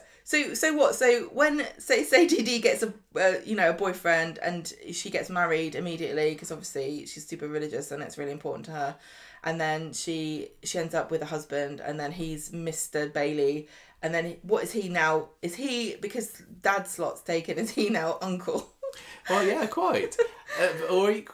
I don't know whether James can get, what were they saying he was getting earlier, a special guardian order. If they've agreed that they're going to co-parent, is there literally a legal way that he can do that? And if there is, and if he ends up getting a partner and the partner's like, I think that we want to be the main parents to Laila, does Dee-Dee, as the birth mother, have any extra rights over them? I really don't know. I suppose this is all very interesting soapy storyline potential for the future, isn't it? If only it didn't include James, who I'm not that fussed on as a character. I am super into any kind of unconventional family unit that results in happy families and children being loved by multiple people. I think that's absolutely fantastic and brilliant. The reason that we're talking about this at all, because I think it's totally possible for this to work out completely fine, and maybe a few hiccups along the way, but as long as everyone's very clear about what the roles are and they're all committed, that's fine. But they've demonstrated comprehensively previous to this very quick agreement that they came up with in one day that they can't do this. They can't co-parent. They're not good at it at all. They've already said that. They've already shown that they can't do that. And also, even in a conventional relationship of mum and dad and kids, it's bloody hard work and difficult. But I can see Dee-Dee just overruling James. Yeah, that's all. That's exactly what I'm saying here. This, because the storylines are too tempting. Just apart from anything else, I do love the sweet earnestness and the optimism of what they want to achieve here, and I hope it works out for them all, because honestly, Laila is gorgeous and she deserves the best. I can't see it working. I really, really can't see it working. Because Dee-Dee is too stubborn and now James has got no power. Yeah, he just thinks that he does. And he's a little bit dumb for going along with it, maybe. He's dumb for not getting the paperwork signed the second he decided to take the child from the UK into America, because it doesn't make it, legally, I don't think he could have even done that. There's no way two guys who are not the father of a baby could have taken that kid out with what passport did she even have? Doesn't make any sense. We won't talk about it. Smuggled her in a bag. Baby smuggling in a football boot bag, I think. Yeah, probably. We kind of jumped to the end of Wednesday's episode, really, which is when they come up with this decision, wasn't it? But you did have the drama midway through the episode where he's being offered a job, is James, and then we're led to believe that he's kidnapped Laila and taken her off to America. I didn't think he'd done that. I genuinely did, and then I thought, no, Corrie hasn't got the budget to film a scene at Manchester Airport at the moment where they go chasing after him. Don't you remember when Gail went to Thailand? She just sat in a little side room and pretended she was in the airport lounge. I thought that, but then it makes more sense for. Because as I said at the beginning of this week, I'd seen spoiled already that they were going to agree to be co-parents, and then I was kind of not sure about how they could possibly get there if James was really going to steal this baby away. But they always have people going dissing away. It's a bit like as I said, Dee-Dee popping back after not being able to be contacted on the phone. They'll often they had that exact same thing with James, didn't they? Like phoning up James, where is he? Oh, here he comes in the door now. James. Speak of the devil when he comes back from the airport with Laila's jacket or whatever it was that he happened to have forgotten. Blanket, so he gets a phone call about a job, and so he packs his bags immediately because he's sad that he can't be Laila's dad. Then again, giving up on a baby that he supposedly would do anything for. Well, this is kind of what Dee-Dee should have done. He's saying, I can't bear to be around this child if I'm not the parent. Why didn't Dee-Dee just bugger off to America? Anyway. That has too many questions. Anyway, You'll unravel it's a bond. It's a deeper bond. Okay, it's a deeper bond. So, Billy tells them, "Oh, I just saw James going off with his suitcases." So they believe that he's nicked the kid, but he's actually gone and left Michael in charge.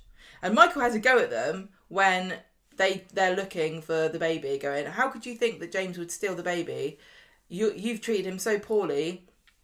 You thought the worst of him, and he's probably better off without either of you." And he's right. I did think that James had done it only because characters are always acting in ways that don't necessarily match with what we know about them, just for the drama. I thought it was kind of... I was getting mad at Michael a bit, because I'm like, sorry, Michael, this is a soap. Of course they thought he was going to steal the baby. Exactly. Because if this was Friday, he would have stolen the baby. I feel bad for Michael, just that he knows that he's got to be in this story, but he really doesn't have much of a job to play in it. He's like, I noticed no one cares about glory now. No, literally, Michael just sits there in the background of scenes most of the times and says the odd thing here and there. I used to have a t-shirt company. He should be a fairly major player. He's having nothing to do with it. I used to have a quirky personality as well, you know. I used to be an inventor. Yeah. Anyway, so they James ends up coming back. Michael's there with Dee-Dee already, and they all have it out about, "I thought that you were doing this." And James is proper offended, saying, "Well, I'm out of here." And then they agree to have this round table, which is where Dee-Dee proposes that he become a co-parent. Or what did they call it on Friday? Coeys. Coeys. Stupid name. James is well up for that. So their first day of coeying seems to go quite well because Dee-Dee... Put it on a piece of paper.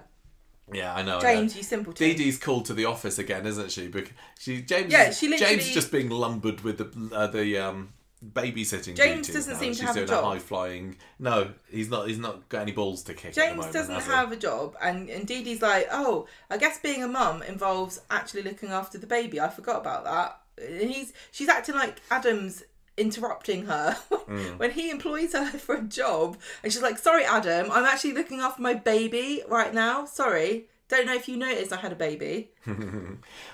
We just get a tease for, I assume, something that's coming up next week now, because she goes to the cafe and there's been this client that Adam's working with who, what was it, he had a crash, but it turns out that the car had a dodgy MOT, which is what's going to possibly tie it back to Carl. And it's Ollie. What are the chances of this? The hunky guy that was hitting on Dee-Dee a couple of weeks ago in the Rovers. He's still here. He's here for more than one episode. And James sees some pictures of Ollie on some papers that Dee-Dee's got later, because she agrees to take on this bloke's case, and he teases her a little bit about it, and "Ooh, look, you got a boyfriend" kind of way. I hope Ollie doesn't want to co-parent, because you can only have two. Unless they're gay dads. They're rules. Can you have a thruple co-parent? You can have as many gay dads as you want, but you can only have a man and a woman if you're co-parenting. Is that right? Is that right? I don't make the rules here. I'm just telling you. Anyway, so that was somewhat interesting, but like I said, I don't feel too strongly towards new James yet. He still feels a bit like an interloper to me. Oh, I feel bad. I feel bad for him, but I know what you mean. I generally like the Bailey unit. He got treated so badly. I generally like the Bailey unit, but this story isn't really exciting me too much. But it's somewhat interesting, I suppose. It's just any baby story to me is going to automatically have a couple of points knocked off it. It just like all the way through this story, the family, like different members kept saying, like, I need to explain to you, like, super seriously that this is a bad idea, and everyone goes, no, it will be fine, and then it all blows up in their face. Like when Dee-Dee even was deciding to put the baby up for adoption, they're like, no, don't do it, and then she changed her mind, and then James was saying, I'll adopt it. And she's like, I don't think that's a good idea. He's like, I promise I'll live in America and never return. And he's back like 2 weeks later. Yeah. Tell you what, I see Ronnie's keeping his nose out of this. I would not be involved in this at all. Yeah. Ed, if I was Ed, I'd do anything to get back with Aggie so I can have moments of peace. Go live with her. Aggie's right to keep her nose out of this. I just kind of get the idea that Ed's just kind of saying, it'll be fine. Ed's like, trying to get too involved Aggie or used put too to much do thought into all it. of this stuff. he's in charge of he's like the head, he's like the emotional support system of the family for like a year, and it's look what's happened. Surprised this hasn't driven him back to the casino, to be honest. I know. Most people at a drive to drink and edits like Fruit that machines. blackjack, yeah. Right, so that's that story. That's that what did you all story. think of that one? Whatever. Whatever is what I thought of that story. Now we've got Swana, we've got Tears and Tears. So many tears. Where's the Tamaras? They're my favourites. On Wednesday, they are having a romantic breakfast at the bistro, which really just involves Lisa shredding a piece of a croissant. Yeah, they had a couple of with croissants, her fingers. didn't they? And she's looking a bit shifty. She gets a bunch of the cheapest flowers that Preston Petals has to offer and takes them off somewhere. And we find out later that she didn't go to therapy because it was her and Becky's anniversary tomorrow. Their anniversary eve, wasn't it? To go to take her flowers. And Carla sits down with her and gives her a hug, and Lisa's crying and saying Becky didn't like celebrating anniversaries or whatnot on the actual day, so they had to do it the day before, which sounds really exhausting and tiresome. And then later on, Lisa gets told off. Bostello's found out she didn't go to therapy, so she has to book another session, and she says that she wishes she could get some proper answers about Becky and whether she was really dodgy, and the Radcliffe brothers are the only ones who could ever tell her what the answers are, apart from Becky's dead, but there's nothing she can do about it. Yeah, this really, they laid it on thick about Becky. This is what I mean about... I was more into this. It felt like it was Coronation Street for the, for ages 8 to 12 this week. What do you mean? Like, I really wish I knew what happened to my dead wife and whether she was a bent cop. You know what I mean? It's just like... I'm gonna just tell you what I'm thinking. Well, the other scene that was like that was that one with James when they had that 5-second scene of him in the lounge with his suitcases there. Yeah, they'd already made it fairly obvious what was going to be happening here in the scene before. Although I suppose that's not what happened in the end, was it? No. Anyway, they really Fridays was where it proper kicked off here, wasn't it? Friday, Lisa says, "I'm definitely going to the therapist, and I will be okay, even though it's my anniversary today." And she's caught off guard because Lisa is playing with this ring as she's speaking, and she doesn't realise that this isn't actually Lisa's wedding ring, it's Becky's wedding ring. Carla doesn't realise that. No. Carla, and she learns it. She seems upset about it, and she makes it very obvious that she's upset. And I think this was just the show's shorthand because there was no other way of us finding this out, that this kind of like upset her a little bit. Because in real life it's a bit of a crappy move to make your girlfriend guilty that her wife's dead. I know. And she misses her on their anniversary. But has Carla erased all trace of Peter from that flat, do you think? Oh, I think Peter's picked every part of the decor of that house. So he loved a heron, didn't he? He loved herons and some tasteful brass accoutrements. So she heads off to work. So Lisa goes to therapy, and the therapist is really pushing about talking about Becky, and she doesn't want to talk about her. But she then says that maybe the Radcliffes got more into my head about what happened to Becky when she died, and was she corrupt, and is there a link? And the therapist asks her if the brothers might just have a grudge against her, and does she really think that Becky was corrupt? And she's like, maybe all the stuff that I'm thinking, what happened with Craig and not being able to run after that guy the other day and losing my bottle and being scared. Maybe it was just to do with Becky, and I'm still stuck in that thinking about her, and it's a bit of a breakthrough. And that's what the therapist says on the phone. Oh yeah, he phones up somebody, doesn't he? He says, I think I've made a breakthrough with Swain, which is weird. Is he phoning Bostello and saying, look, I think that maybe she's nearly ready to go back to work because she'll just need a few more sessions to work through this? Or is he also in on this corruption? Well, this is what I'm wondering, because at the end of the episode, towards the end of the episode, we get this mysterious, there's somebody that knows something and is pulling some more strings here, isn't there? And there's various people that it could be, like Costello could be the dodgy, the ultimate bent copper, couldn't he? He could be H. Or use possibility of it being this dodgy therapist. Well, he's not dodgy, but he could be dodgy. Anyone or could be there's dodgy. Obviously is it Becky and she's still alive? But there's somebody somewhere here that is a bit of a mystery person and knows more and is pulling strings. Meanwhile, while Lisa is talking to the therapist, Carla is visiting Logan Radcliffe, who is the last remaining Radcliffe who's available for filming. And she wants to know, was Becky a bank hopper? And he says, you give me money and I will tell you. I did enjoy And how much him. is it? He was being 10,000 very smirky pounds. and smug about it. He was really, he was like, I know something you don't know. he's like, well, look, I don't care. Literally, I don't care about this. You can't persuade me in any way except for money. I want £10,000 and I will tell you what you need to know. And Carla's like, well, how do I know you're going to tell me anything useful at all? And he says, you don't really, do you? But here you go, here's a clue. Tia Wardley. It was quite nice of him to give a clue. And Didn't need to do that, did he? Mysteriously disappears in a puff of smoke. Meanwhile, Lisa is doing her own investigation. She goes into Postello's office and she just searches his emails for Becky Swain. She got off this super lightly, didn't she? Yes. I know that she's suffering trauma, but Postello comes in and catches her in the act. Yeah. And he's like, you're not supposed to do this. He should have a badge for that. But Well, he's just, come on, Lisa. Don't look through my emails, please. She says, I need to know what you had on Becky. I've got a right to know. And he says, nothing. She died. The investigation's over. It was dropped. It was a misunderstanding. Leave it. There's nothing going on. Did anybody pause the screen on Postello's emails? Because we did, and we saw it was mostly dull stuff, wasn't it? But we did. Very good. It was like new procedures for the front desk. Because Carla keeps coming in when she shouldn't be. Yeah, I think so. But also, I think that we may have got Postello's first name as Jerome because it's written in the corner there. I don't know whether that's new. Maybe that's what she was shocked because he tells her to get out and she turns around because she was waiting for this thing to load. So obviously we need more investment in the police infrastructure for the for the search. how much money is being being wasted on police officers waiting for their search results from their emails. So she turns around and her eye catches something we do not see on the search results for Rebecca Swain. I think he's been busy searching VPNs this week so Probably. that he can visit his rude sites still. I think actually what she saw was that his first name's Jerome.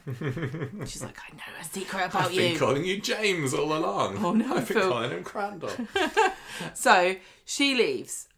So Carla's trying to call Lisa and she won't pick up the phone. So she starts voggling Tia Wardley, finds a tennis player, finds a beloved lollipop lady and gives up because obviously it can't be that Tia Wardley is a tennis player or a lollipop lady. I want to know why she thinks that's not the case. Because there's no reason why you couldn't be involved in the case of a Ben Copper and also be a lollipop lady. Exactly. Now listeners, how many of you, come on, own up to it, how many of you, like us, did a bit of voggling of your own of Tia Wardley afterwards and were disappointed to find all the results were just about Coronation Street because... Well, they've done a good job then because you're supposed to make sure that the names don't lead to anyone in Well, my I life. did also type in Tia Wardley minus Corrie minus Coronation Street. It didn't really give me much after that. They did a good job. Yeah. So, No, go on. Swain finds Kit in the pub and starts demanding about this email. So she must have seen in the inbox that Kit had emailed Postello asking if he can see Becky Swain's files and says, why are you so weirdly interested in my wife? And Kit tries to blow it off and Lisa says, look, we're not friends anymore. So Don't step out of line. Is there a possibility here? Like, where are you standing at the moment about whether or not Becky was or was not bent? But The fact that Kit's involved in this is really good news for Swala fans because it means that it's more likely that Becky's not alive because otherwise Kit wouldn't be involved because we need somebody to explain what happened. And if that's going to be Kit, then it won't be Becky. I was wondering. Do you see what I'm saying? Yeah. Because if nobody else knew anything, the only way we could find out is if they brought Becky back from the dead and said she's been alive the whole time. Oh my god! I wonder whether it made me think that maybe Becky was up to no good alongside Kit, who we already know is bent, and he was emailing Postello to get the files to see whether there's anything about me in there. I think that's literally it. I think that Kit and Becky were bent for justice, and that's why there's this weird thing between Kit and Lisa where they don't like each other very much, but they've got this weird sibling thing where they kind of have each other's backs. Now, if Kit got on really well with Becky, and I can't remember what he said about her before though, whether he was disrespectful towards her or not. I don't know. But if he and Becky had this kind of like vigilante thing going on, then Kit would probably be protective over Lisa just because of her relationship with Becky. Yeah, could be. Well, Might be onto something there. Might be. Do you think we're detectives? Yeah. The thing with they're making a big thing about whether Becky or not was bent, and wouldn't that be terrible if she was? It feels like being a bent copper on Coronation Street at the moment, they're going down there, oh, it's not so bad after all kind of route, because Kit, they're always showing doing naughty things, and it's not... He's doing it. There's no consequences, and he's getting away with it fine. And it's like, oh, that's quite cool, isn't it? When he's done that, oh, you know, when he put that hair in Nathan's van, oh, that was quite a sneaky move, wasn't it? So being a bent copper, it doesn't feel as bad as it actually is in real life. Well, in Line of Duty, kind of a goodie. It would be bad. Yes. But in Coronation Street, in real life, good. It would be bad. Well, it depends on whether you're bent for justice. So, Swain's back at the flat. Carla's telling her Kit just probably is being nosy, and then Lisa says that Costello threatened Kit's job because of asking about this, and Carla says, well, maybe he was just saying back off because there's nothing to find out. And then Carla tells Lisa that she thinks that this means that Costello has confirmed that Becky is a good egg, which I feel is an erroneous conclusion. Yeah, I think that she wasn't. I think she was, in the same way that Kit was. Vigilante style. Yeah. Okay. And I don't see... I think this is quite strange how hung up... I don't know, it's just too tempting not to delve into her dead wife's past, but it doesn't have to be that she was evil for Lisa to get over the fact that she's dead. Like, you can just grieve and still have a relationship with somebody after your partner's died, even though it's really tough and difficult. You don't have to like besmirch them and say that they were like the devil incarnate so you can move on with your life and not feel guilty. Yeah. So Lisa opens Carla's laptop and finds this Vogel search for Tia's name, and Carla then just admits that she went to go see Logan earlier and asked him about Becky, and Lisa's not happy about this. And she says, look, he gave me this one lead and it's gone nowhere. And Lisa's like, look, I don't want anything to do with this guy. Just forget it ever happened. Then we find that Logan is in prison and he gets a visit from somebody who beats him up saying, our mutual friend's not happy with you at all. So they're always getting beaten up in Weatherfield prison, aren't they? This is the clue that there is actually something going on with Becky, and that Carla was on the right track here, and that Logan did actually give her a clue that's more significant than she realised it. But at the moment, how many people know that Logan spoke to Carla? Yeah, who found out? That? Who could have known this? Because presumably somebody was looking in, because Carla's not mentioned it to anyone other than Lisa. Yeah. And Lisa's not set the heavy to beat up Logan, has she? So was there someone else working at the prison there that overheard it? This is the problem with Corrie doing mystery / police procedural storylines that don't actually have the meat on them. Because if this was a police show, then you would know you've got a bank of characters. You've got whoever was in the room at the time, you know, the meeting room at the prison. So it could have been another prisoner, it could have been a guard. Or any of the characters involved in the story that aren't Lisa and Carla, aka Costello, Kit, Jess. I think that's all we know. That's all the people involved. Yeah. And also, don't forget that Lauren and Betsy were supposed to be investigating this and have done nothing. No, they've done bugger all since they had their little big speech about... Betsy she made a couple of appearances today, didn't she? But just didn't have anything worthwhile to do, and Lauren's too busy. Actually, she didn't even get to eat the pizza. No, she didn't. They sent her off to get the pizza, and then we just get a scene of them together, Lisa and Carla, at the end of the episode, don't we? Finishing off I ate all the pizza. Having a snog.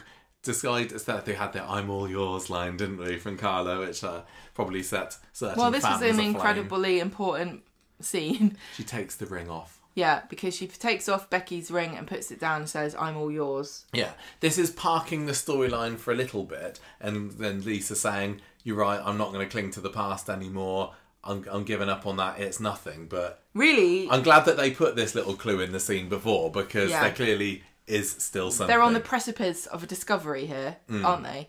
And, you know, Lisa, I really like Lisa's speech where she's saying, I've got to groove where the ring was. Is it going to stay there or is it going to go back? I don't want to stay clinging on to the past. I want to focus on the future. And also, when she asks Carla, like, is it going to stay? And Carla's like, mine just bounced back. I thought that was hilarious. Yeah. Like, yeah, look, love, if you got physical dents on your hands from being married, my hands would be telling a story or two. I can tell you that for nothing. So yeah, they end up kind of, it feels as though Lisa's at peace now, which makes me think that she's about to have her world rocked by some revelations. So who do you think is most likely to be the dodgy link here? I'd really like to think it's the therapist. I don't know why. Because he seems like a nice chap. Because he's a new guy, and I don't want to lose Costello because I kind of like him. I think he's funny. Jerome. I think the therapist would be quite fun if it turned out, but also I think I wouldn't be averse to Costello and the therapist working together with some other dodgy cops. It feels like there was no point in that little 30 seconds, well, it wasn't even 30 seconds, 5 seconds of the therapist phoning up somebody saying, I'm making progress with Swain. Like, what is the point of that line if it isn't to lead to, actually, you thought he was phoning up so-and-so, but actually... You're supposed to think he's phoning Costello to say... And he was really she can go pushing back to work. For her to open up and talk about Becky, wasn't he? So if he wants to find out like what she knows, what she thinks she knows, or for him to try and reassure her that there's no path to go down there. Yeah. Is he covering something up? He gets frustrated when she doesn't want to talk about Becky. Yeah. And then he's going, do you really think that Becky's been corrupt? Like, why would you think that? Yeah. Like, he's fishing. If he's corrupt with her, yeah, then he's doing a good job of pitting her off. Do you know what would be brilliant? Why is this show turned into a programme about police corruption, exactly. honestly? Because Line of Duty was so popular. Do you know what would be brilliant? If Lisa uncovered a huge police corruption ring, and then everybody who's a police officer on Coronation Street gets fired, and then they get rid of the set because they're all too naughty to be police officers. They had that on the bill once. Do you remember? I think it was when Burnside, who was the massive bent copper there, he got found out, and then they literally, almost all of CID left the show, and then they had to replace them, and maybe that's what they'll do here. Or just not replace them. It's fine. Just close it down and have everyone promise not to do any crimes anymore. I mean, also, it's kind of funny to imagine that there's a whole network of corrupt officers in the Weatherfield Police Force, and half of them are like corrupt for good and half of them are corrupt for their own benefit, and maybe Kit and Becky were on the goodies of corruption and all the other ones are on the baddies side. And all the while Lisa is like going, la, I'm not noticing anything. I'm just going to get a kebab for lunch. Far too trusting, isn't she? Yeah. I don't know. I tell you what, it's a good job Craig's dead. Because he would be upset about this. He's probably turning in his grave at the moment, poor Craigie. I'm almost ashamed to say, interested in this police angle. I like this. I kind of find it quite interesting, as much as I shouldn't as a Coronation Street fan. I totally agree with everybody who says too many police scenes, and I don't like that they've got a set and stuff, but if they're going to have one, they might as well use it in a soapy, intriguing way. But, like I said before, they really have to stay on their toes with making all of this make sense, because people don't watch these stories like it's a soap. They watch it like it's a police drama. And balance it out with kitchen sink drama in the other stories, please. Not horrible affairs. Well, what about two people getting married because they love each other? That's very soapy, isn't it? But then somebody throws a spanner in the works. Well, also, Carla and Lisa, I think this next week they're moving to number 6. They were packing up their underworld boxes like they were, we're getting out pretty soon, weren't they? So I assume there'll be some kind of domestic drama going on there. I think that Carla is right to farm out the packing to other people, because she was terrible the way she packed that box. They should have had Dirk doing it. He was there with his trolley today in the background, wasn't he? I think it would have been really funny if they'd hired Kirk to do the packing and he was going through all their stuff and making comments about it. That would have been great. Oh, Mrs. Connor, what's this? That would have... You've got 50 pairs of shoes. That's a real missed opportunity there. Yeah. Anyway, I was trying to segue into... into Dev. And the one and only wedding. kind of joyful, but still with a bit of a dodgy edge story of the week, which was him wanting to get married to Bernie. It was Friday when we first started with this. Like this, the idea of this wedding has always felt months away. Yeah. And then last Friday when we first started watching it, it's like, nope, it's happening really, really soon. 2 weeks' time, in fact. Can you book a wedding for 2 weeks' time? Is that legally possible? I suppose so. You can go to Gretna Green and just show up on the day and do it.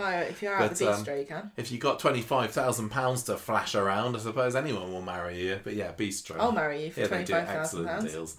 So Ardy hears from the insurance last Friday that they're not paying up for the robbery because he missed one of the payment ones, didn't he? But he's not told Dev this. He's like, yeah, it's all fine. But actually, it's not. They're pretty screwed. I think he tells Bernie. Yes, because, right, so to remind everybody, he had covered debts that he incurred through his incompetence, which was £6,000. So he squirreled away £6,000 from the takings, and then he said it was in a safe. Then he said the money got stolen, put it under his bed. Then he used that money to pay off the debts. So he's square on his debts, but now they're £6,000 down because the insurance company won't pay up. Yes, yeah. So he's paid off his debts. Very convenient for the plot that he's missed a payment, is all I'm going to say. But the person who is missing the money now is Dev. Dev doesn't know that the £6,000 is not going to be replaced. Right. And I really can't help but think that Dev, for all that we know about him, disregarding the house he lives in, that £6,000 would not make a dent in anything.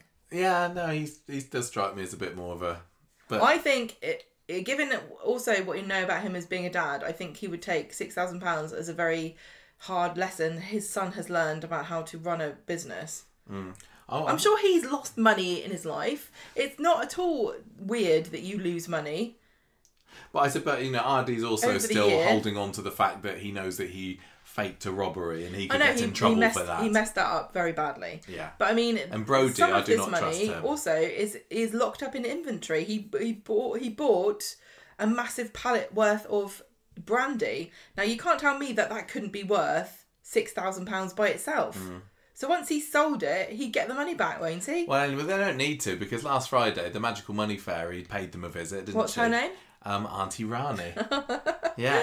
She looks like a sugar baby. £25,000. I mean, if somebody was going to give me 25 grand for a wedding, I wouldn't be disparaging her the way that they were this week. I mean, also that's about sadly, if you're going to be extravagant, that's a kind of normal amount to spend on a wedding now. Is it? I can't remember. I mean, it's gone up since we got spliced, hasn't it? But it's mass. This is like a year's salary for some people. I know. It costs so much money to get married. I'm not saying, obviously, spend what you want. I'm just saying, on average, I don't think this is an unreasonable amount of money for middle class people to spend on a wedding. It's certainly not if you're having an Indian I'm guessing not. Wedding. Anyway, but they're getting the money on their wedding day. They haven't got it yet, have they? No. They're kind of spending it. And Bernie says, well, let's bring the wedding forward then. How about we have it in 2 weeks? So Bernie says, look, I'd marry you tomorrow if I could. Why not?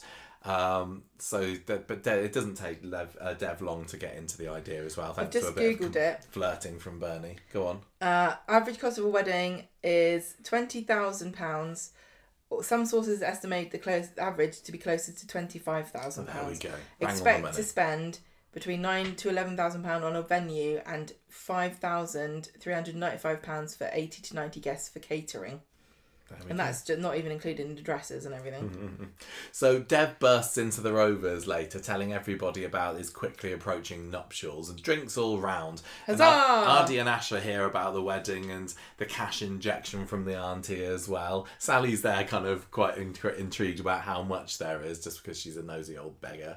And Bernie's got her plan, which she tells to Ardy, look, we can take £6,000, we can skim it off this money that Auntie Rani is paying us, and then we can do the wedding cheaper and Dev won't know and it'll be sorted. If we're the ones that are in charge of the finances, we're going to be fine. But we just need to rein your dad in. And Dev's there saying, oh yeah, let me pay for all the drinks. And Bernie's like, no, it's okay. We'll work on him on this.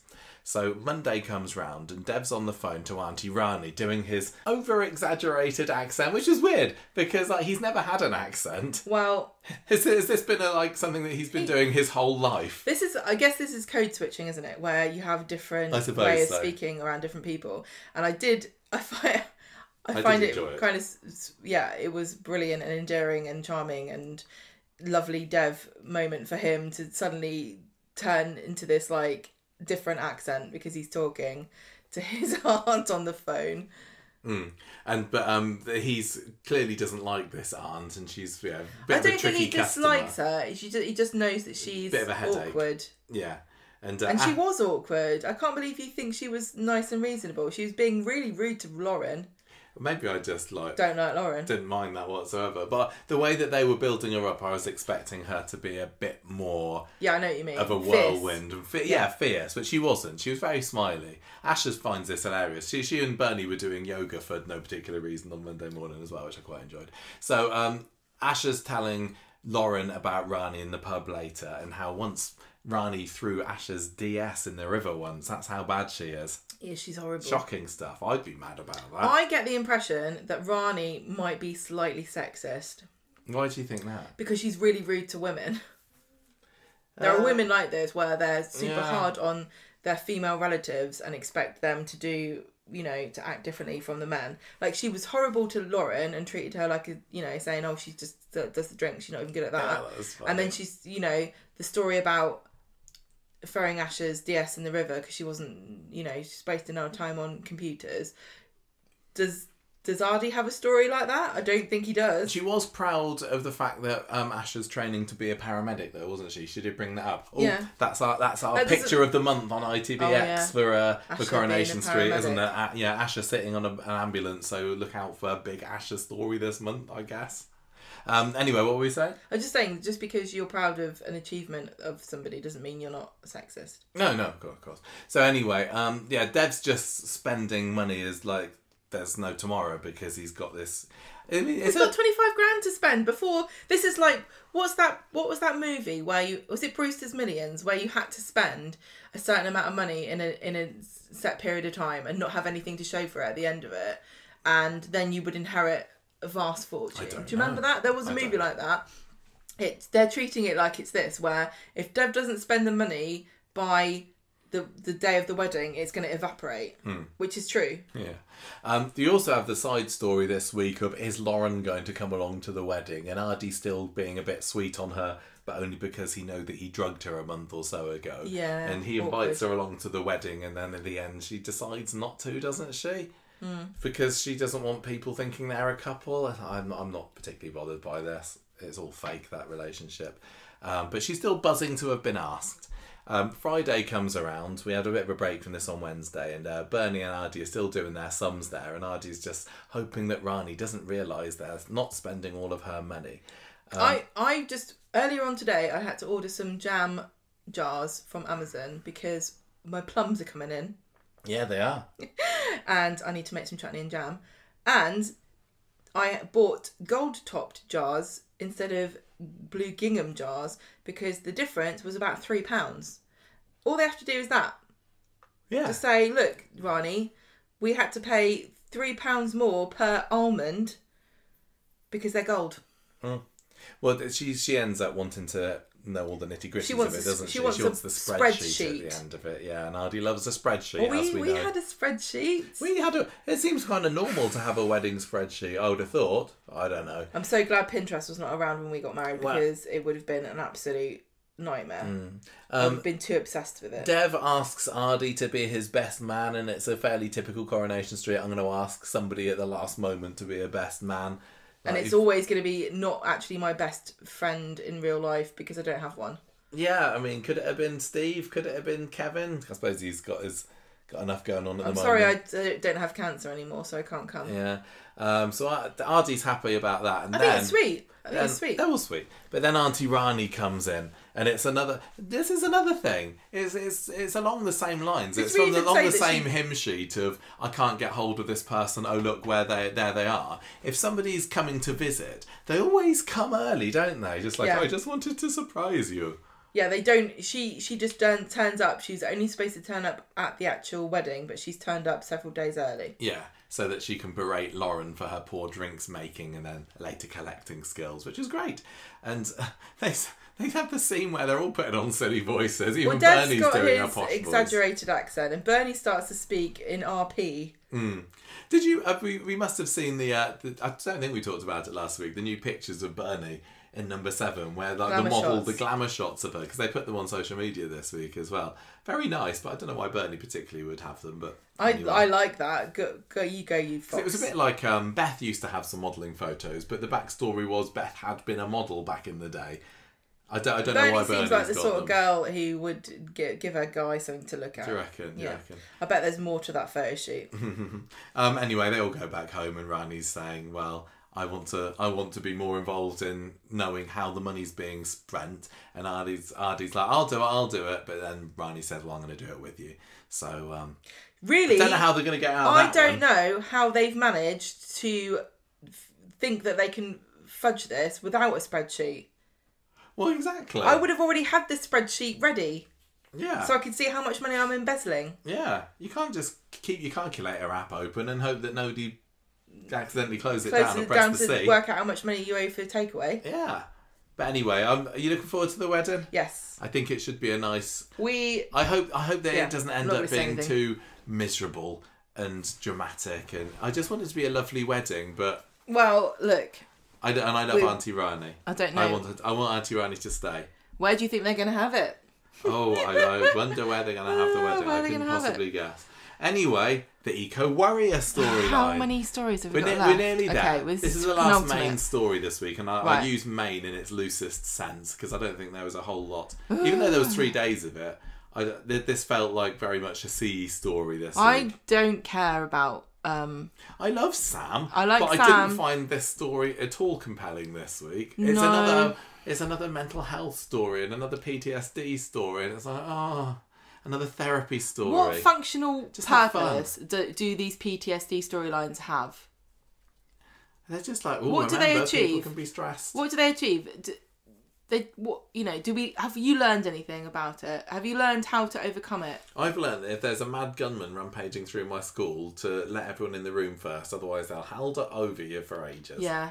I mean, it's like we said before, it's important to, or it feels wrong when they don't focus on the aftermath of something really traumatic. But this was just, he got locked out of a classroom and a guy was there. Yeah, I get it, right? Yeah, in real life that'd be awful. But this is Coronation Street. That was just like a random Wednesday or whenever it was. Like, no one cares now. No. It wasn't even the biggest thing that happened that week, was it? You know what I'm saying? In the grand scheme of things on this show, to have PTSD because you got locked out somewhere, you need to be made of sterner stuff, I think. Sam's a very special boy, He is a bit, but I don't have truck weird, for that. as David called him. I thought that was really out of order. Was it Monday's episode when David was literally saying to Nick in front of Sam, Sam's weird. He's really weird, isn't he? Yeah, that's rude. That was well out of order. It's also, rich coming from David. Yeah. On Friday, David and Shane are telling Lily that she needs to apologise to Sam later, for leaving him to die. Nick, it makes it sound like he was offered up on the side of a cliff like a Spartan mother leaving her baby to see if it'll die overnight. Oh, it was a harrowing situation. Oh, get over it. Just run somewhere else. Did he die? No. Case closed. You should be a therapist, Gemma. I really think I'm missing my calling. I could be one of those bad cop, good cop therapists, couldn't I? I could be like, come in and go, right, do you want me to be sympathetic? Because I am actually I can actually see almost anyone's point of view. Sympathy. I can pretend to feel sorry for you for any reason. Or do you want me to tell you to pull your pants up and get on with it? Yeah, pull yourself together, man. I've got a red light and a green light. You turn off the one you don't want. Right, so Nick brings Sam round later, and Shona says that, you know, take Nick for a pint and I'll play a board game with the kids. So they play Scrabble. Oh, this is really boring. That was Scrabble without a board, wasn't it? I don't know what weird. the game was. Lily Sam wins gets left alone with Sam and demands they play Truth or Dare, and she tells Sam that she's glad she locked him out of the classroom. They start arguing. Lily calls Sam a wuss. I found that interesting in that this was the first time really we get a proper idea about what kind of character new Lily is.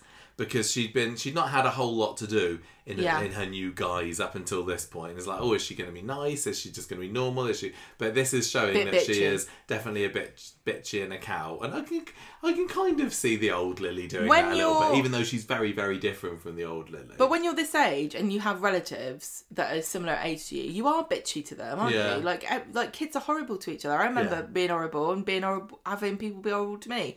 This is a totally normal, like, familial interaction, especially in the Black House. I don't think you can make any judgments on Lily's character that she called Sam a wuss for making a fuss about being locked out of the classroom.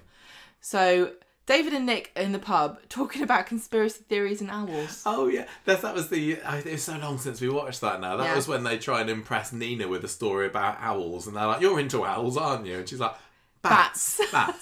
I just thought it was. I enjoyed the novelty of seeing Nina in the pub. I know. I'm surprised she's allowed in there. I thought she had a restraining order or something. Yeah, isn't allowed to stray more than 10 feet away from Roy's rolls. Yeah, maybe she took a bacon balm with her and she's nibbling on it as she went. It's like a containment zone. If she keeps it with her, she's got a piece of Roy's rolls with her wherever she goes.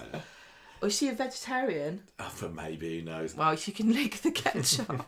They've probably got those containment rolls when they go off bat watching as well, haven't they? Containment rolls. Yeah. Very nice. So they realise they've not heard anything from Shona for a bit and they should go back. What conspiracy theories were they talking about? Do you remember? I don't remember. It was too long ago. So I think they're probably talking about global warming not being real. Don't get Sam started on global warming, Gemma. So they go back to war zone at number 8. War zone. And here, which one are we up to again? Are we at 2 or 3? Coronation Street, we're on 85, aren't we? So David says, "I'll talk to Sam," and Shona goes after Lily. So don't know why David thought he was the guy that needed to tell Sam. Well, just mano a mano, wasn't it? That. Well, David is just Sam's uncle. And Lily is his kid. And Sam's the one who's got the problem with his kid. But David says to Sam, you got to just let it go and say, sorry, you're right, I won't do it again. Which is kind of a sexist thing.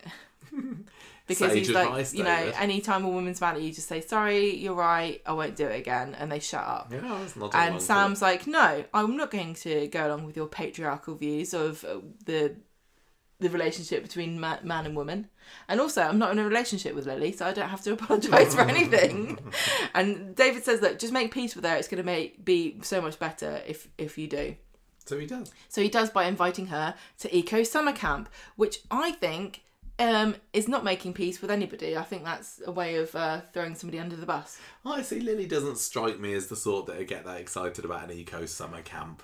She strikes me as the sort of person who goes to Eco Summer Camp, that comes home and flushes the toilet 3 times for no reason at all, just to get her revenge for having wasted an afternoon drawing wind turbines. Why isn't she at summer football camp? Has she given up on that now?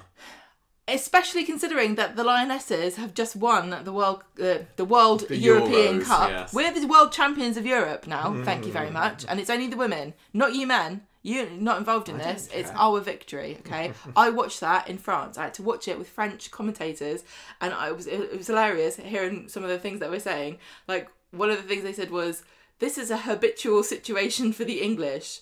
Oh, this is a habit of the English. And this is typical of the English side, which is so funny. That was when we were behind.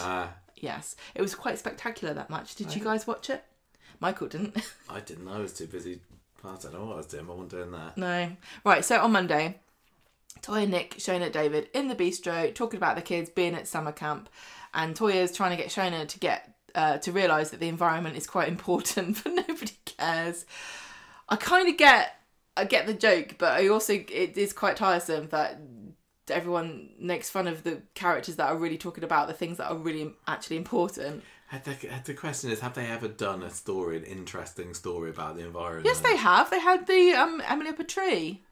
That wasn't really about the environment. I think it's really weird that, I mean, they did that thing, the soaps unite to do the environment thing, and Coronation Street has its little green ducks at the end going, look, we don't use electricity, we just light everything by candles, so you can't see what the hell's going on. But they, like, do they walk the walk? I think they do. I don't think they do when they make a joke out of, like, Toya and Sam caring about the environment, because it is all very funny and everything to make fun of people for having earnest views about things that you don't think are important, but when you look outside and see that there's a fire in the field next door because it's, you know, getting over 40 degrees in London, I know it's not as funny then, is it? And there's also been no rain. I know. And I'm hot and I don't like it. They need to get one of the cool characters talking about the environment. That's like how they're David. Going to make a change, yeah.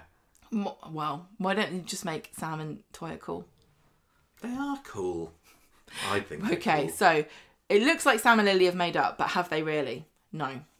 Sam and Lily are at the summer camp drawing pictures of wind turbines Talking when Sam tells burglars. Lily that their burglars have broken into people's houses and they're moving furniture around as a kind of an aside. Is that really happening? No, it was just a ruse. It's hardly the wet bandits, is it? Not really. So Sam makes Lily stay behind to finish her turbine picture, and when she gets back to the house, the furniture's been rearranged, and she's like, ah! Then she goes to lunch with the family, and they're all talking about how terrible it is that this has happened. And immediately Sam folds and admits that it was him that did it, and he refuses to apologise, and he says, I wanted her to know what it's like to be scared, like I was the other week. And so then Nick brings Sam round to the house. David's still turning everything back the right way. Why didn't Sam get forced to do this? I don't know, as punishment. David tells Nick that Sam's weird.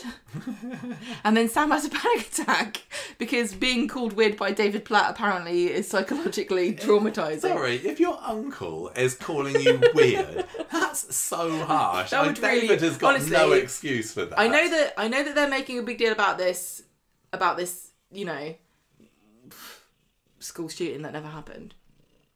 But the psychological impact of, like, hearing your uncle call you weird, that would be in your head for the rest of your life. There are some things that relatives of mine have said about me or to me that have just never left my head. My whole life they're in there forever.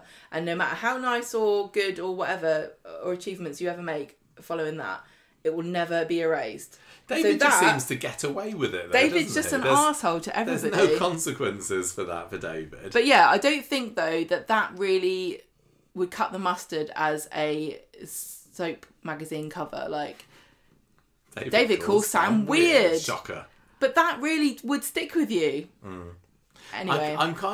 I am interested. I really, really like the character of Sam, and I'm interested to delve more into his psyche and his ideas of himself, and is he going to change, and what sort of I don't know whether they're going to go down that route or not. Or whether it's just, I'm having panic attacks. Let's I'll go be to all right therapy. next week. Yeah. Well, it's a bit of a slow burner, this one. David tells Nick to take Sam to see a shrink. Yeah, and Nick's like, yeah, probably. I mean, why would I when I'm going out with one?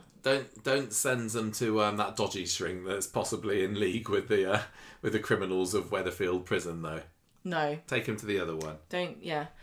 Maybe a dodgy shrink, though, is more effective because he can, like, play outside the rules. He's like, I know that the British Psychological Association has said that my methods are too renegade, but I don't care because I get results. Now get inside this tiny box. I'm going to lock you in there for a week. This one's going to be more like, yeah, so your cousin locked you out of the classroom during our school rampage. Really, really. But what do you know about Becky Swain? Yeah, have you heard of Tia Maria? On Wednesday, Nick asked Toya to look after Sam, but she's going to a water poverty demo, so she can't. God. But then she takes What a him anyway. loser. I think she takes him anyway because she gives him an impromptu counselling session in the cafe. Oh, yeah. And he tells her that he wanted Lily to feel the same as he did. And then he says about he has this panic attack and he had a recurring dream of Mick breaking out of prison. But then he's been to he talks about I won't believe it until I see the dream sequence, Sam. Yeah. Show, don't tell. Mick chasing him around. Yeah. Then he goes back to the bistro talking about this water poverty thing. So I think they went together. I don't know, maybe. He said, I'm never going to have a bath again. Oh, yeah, they did, didn't they? Yeah, he's going to stink up the place. Just as he's hitting puberty, he declares that he's not going to have baths again. I think that's a bad move. I hope he doesn't use ChatGPT. Maybe that's maybe that's the way the story's going to go. It's going to be about Sam and his decreasing personal hygiene, and this is all a ruse that it's not about him panic attacks. And then at the end, we learn that you can. Stinky. At the end, the moral of the story is you can conserve water but not smell. Yeah. Yeah, you asked me to write down about the Dom Stevenson's direction, the over the shoulder introductions to certain scenes today. The Dom Stevensons. No, Dom Stevenson. Yes, he had some good direction. I was going to say that earlier. There was some really great. It can't Those be are some specific. framing shots. There was one earlier I thought of, and I didn't even say it because we started talking about something else. But yeah, Dom Stevenson very good this week, I thought. So Lily's over at the bistro. She accepts an apology from Sam. Still banging on about the environment. Toya's telling Nick about Sam's panic attacks, and he says, "Look, I'll just keep an eye on him." And he's now got something to focus on, which I guess is saving the world. The thing is, though, giving a child going, "Look, you're obviously anxious and worried about life. So why don't you focus on the death of the planet?" And the fact that your generation and generations will only suffer more and more as time goes on if we don't change our ways, and that no one cares about it. So what you should be doing is going along to a wrapping them up in Cotton Wool summer club. I think they should go to a summer club where they all just stick their fingers in their ears and go la la la la la la. Don't tell me. That's Little Big Shots, isn't it? La la la la la. La, still la, going la, on la. Apparently. The posters are still there. Yeah. Do they care about the Agenda fits it environment? in. I can't see Sam going to Little Big Shots. What if he could role play as a tree? Oh yeah, maybe. And then Sawyer can climb up him and pretend that she's Emily. So somewhat engaged in that story. It's nice to have a story going on that's not feeling quite so grubby or dirty or high stakes. Yep. So anyway, it's fine. And then good, yeah. The only other thing that happened, and this was to say a week or so ago, so it's barely worth mentioning, but there was a tail end of the fostering story on Friday last week. Shoney and Brony. Yeah, exactly. So Tim's suffering through a fostering training module and Sally with is Sally. Obviously Moni. Yes, thank you. And it's basically Joni and Shanice having a go at each other, aren't they? They're role playing prisons, and then later on they're having a proper fight, which Brody has to break up. And he says, "Look, guys, we're onto a good thing here. Let's not ruin it. Yeah. You guys shouldn't upset Sally or Tim." It's just them all trying to work together to Not rock this the boat new too much. situation that they're in, and how they all care about each other, and how it manifests the trauma of the children being in a house with domestic violence. Exactly. Nicely summarised, Gemma. Well, I think we needed something like this for this extra long street talk this week. So before we end it, all that's left for us to do, of course, is to give our character of the week and indeed score. So I don't know whether you get any ideas. How am I going to pick character of the front. week when I've had 4... Character of the week and a bit. It's difficult when it was a week when it was hard to root for people. Like I said, like nobody in that Abby storyline is getting character of the week. Dirty No way. buggers. And same, nobody in the Noah storyline. No. I mean, I'm moving towards giving it to. I did find Lisa kind of interesting this week with her renegade email searching, but equally, Rani was, as could be up there as someone a little bit different, but she was only in a few scenes. And I'm really, really leaning towards giving it to Dev, and I know that's a real big cop out, but I literally. I don't ascribe to the same rules that you do about who's allowed to talk about my rules. Go on.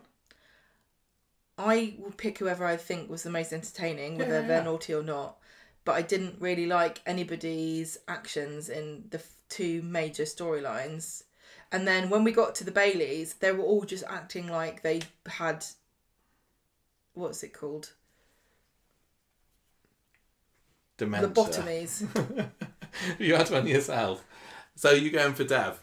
Because it's Yeah. funny voices. Well, no, because I love him. Yeah, I don't. I'm gonna go for Auntie Rani this week. Good. I mean, it's not going to be a big surprise to anybody that I wasn't particularly hot on this week as a whole, and I don't know whether it was the binge watching that we did over the last 24 hours that added to that. But I didn't go into it like sometimes. If we have to catch up, I'll go into it like, ugh. But I didn't at all. I was like, oh, that's nice. We'll be able to watch some Coronation Street. So I didn't feel like I went into it with a wrong frame of mind or anything. But maybe I was just tired. But I did feel a bit like some of it felt a bit dumbed down. And some of it, yeah, like you said, is just relentlessly cheerless. Relentlessly cheerless and not having anybody to root for. But I also really did like the conflict with the Baileys. I enjoyed that, even though I feel like they're all just being very silly. I still think, when I say things like that, I still don't think that that's unrealistic. I think people in general are very silly. I know I am. You don't have very much ability to see outside yourself, do you? It's much easier to watch other people and point out where they're going wrong.